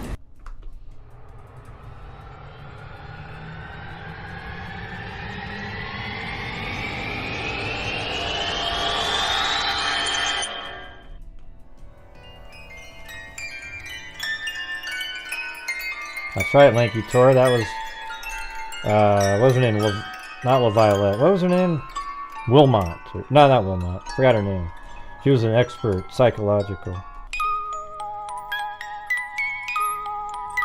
Oh my god. Ring around the rosy, a pocket.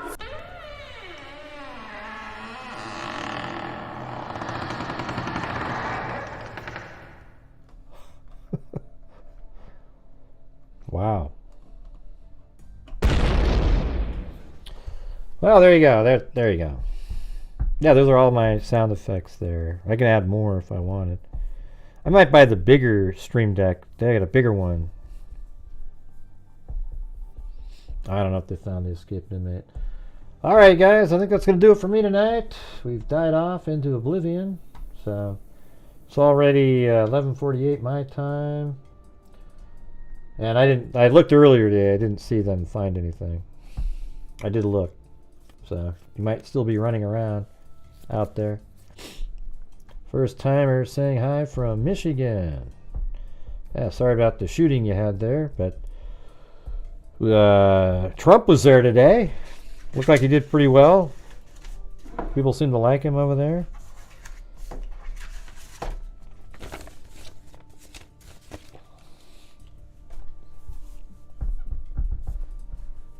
All right, well, anyways, thanks everybody who called in. Appreciate it. Thanks for the nice calls.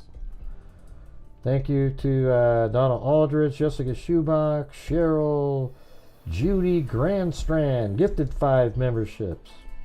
Mountain Jam, 71, 32 months. Annabella Roma, K-Me, Jen, then Jen again, then KT Sandy Toes, Lila, Brenna Spratt, Donna Aldridge, Timothy Cecil, Debbie Starman, Jessica Miller, Sherry Wilson, April Rain, Monogamous Apostate, Anna Maida. See you later, Anna Maida. So equal to my sister, that is the Devastator. Donna Aldridge, Lanky Tor gifted 5, Archive Gig, Feral Afa, Michelle H, and Little Puppy Paws. So I might make a video on here, you guys. I might make a video that's going to discuss how Stephen Stearns is a classic predator and that he may have manipulated himself into the situation, allowing, it to seem normal in that household. Because even all of Maddie's friends thought that, knew that she needed to be with somebody at all times. So we'll see how it goes. I'm sure people go, "Oh, Gray, I can't believe that you're..."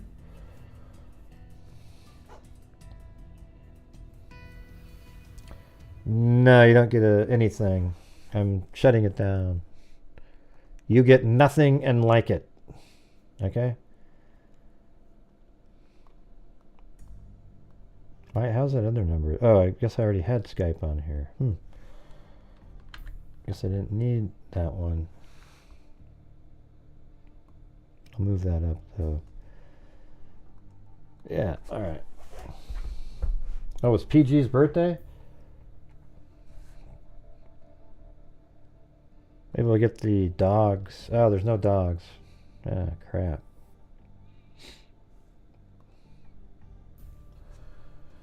Hey, Mary Lou. Mary Lou.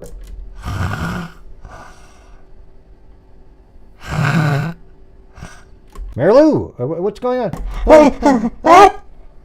Hey, sing happy birthday for PG. She doesn't seem to be around anymore, so you'll be singing happy birthday to nothing.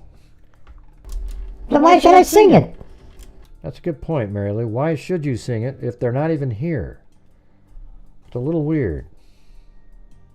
A hell of a good point. Well, she was just here a little bit ago, so maybe she'll hear it anyways. Oh, okay. Wait, you still want me to sing it? Of course, Mary Lou. She just showed up right there. Oh, there she is. Okay. La la la la, a doe, a deer, a female deer, red rabbit sold gun. Sold in gun? Well, we're talking about true crime. Okay, good, good. Happy birthday to PG. La la la la. Happy birthday to PG. La la la la. Happy birthday, dear PG 13. Happy birthday to you.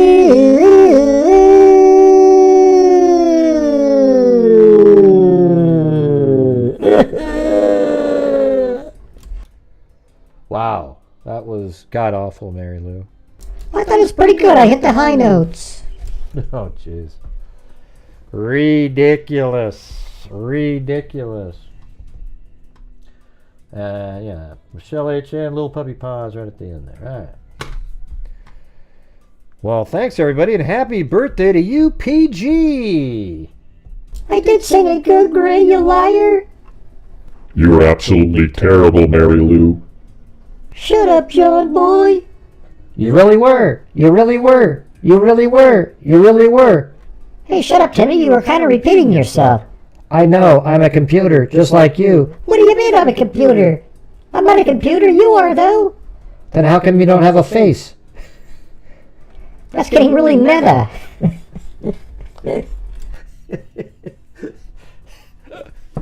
Okay, forget. All right, you guys. We'll see you tomorrow. And as I always say, until next time, be safe out there.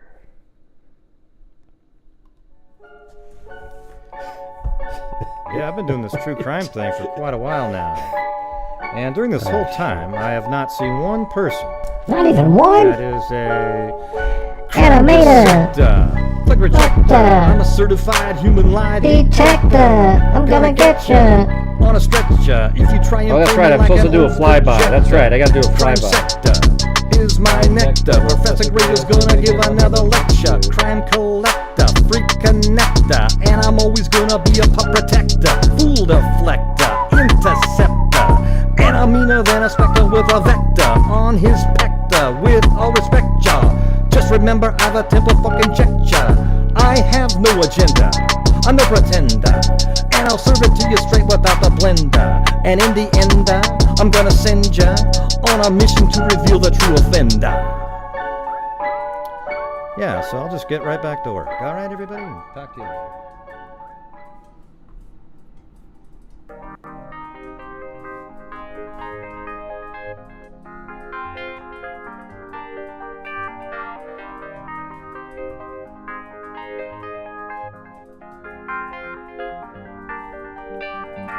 Da, da, da, da.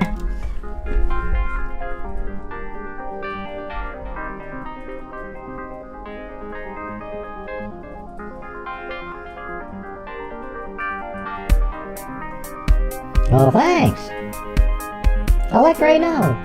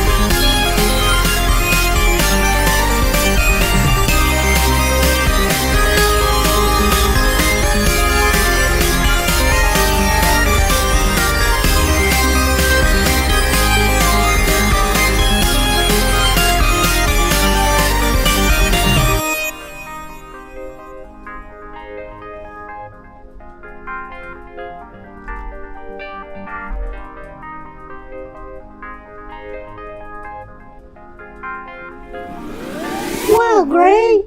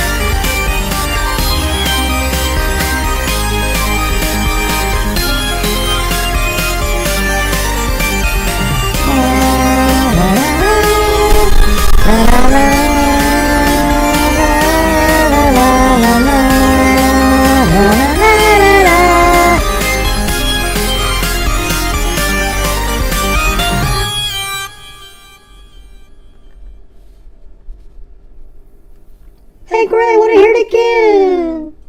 Gray! Hey, it's Paul Bunyan's toilet, look at that! It's literally Paul Bunyan's toilet! It's crazy! Look at it, Gray! Look at it! Look at it! Look at it!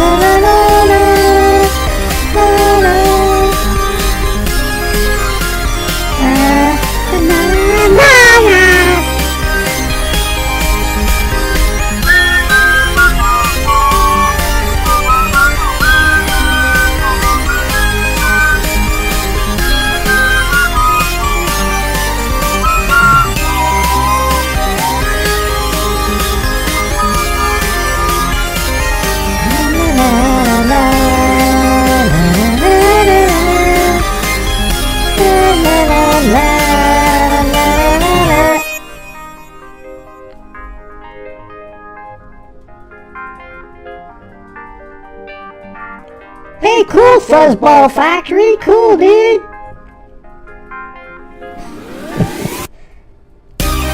Hey, but I don't know if that's a girl or not.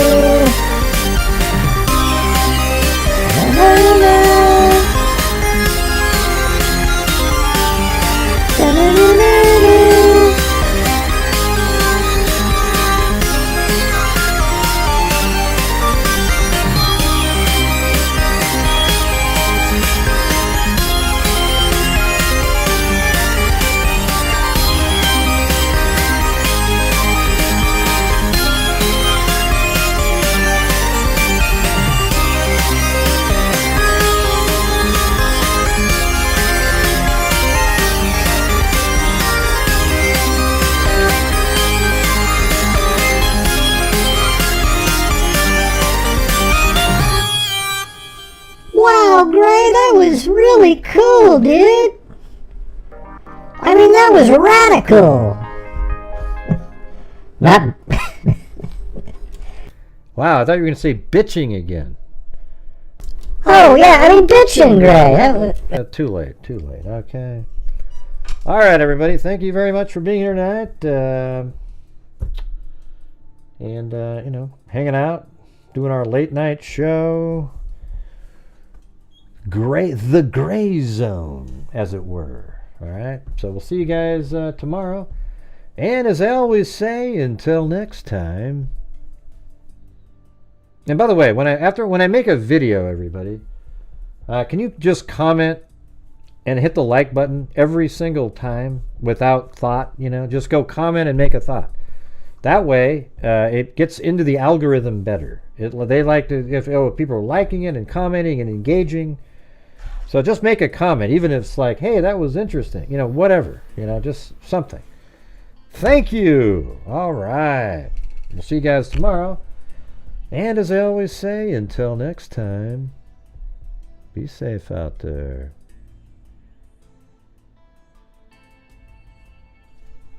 Are you leaving? Oh yeah, I was just thinking, I already did the rap, didn't I? You sure did, Gray. Good night, everybody. Jay. Thanks, Mary Lou. Hey, no problem, Gray.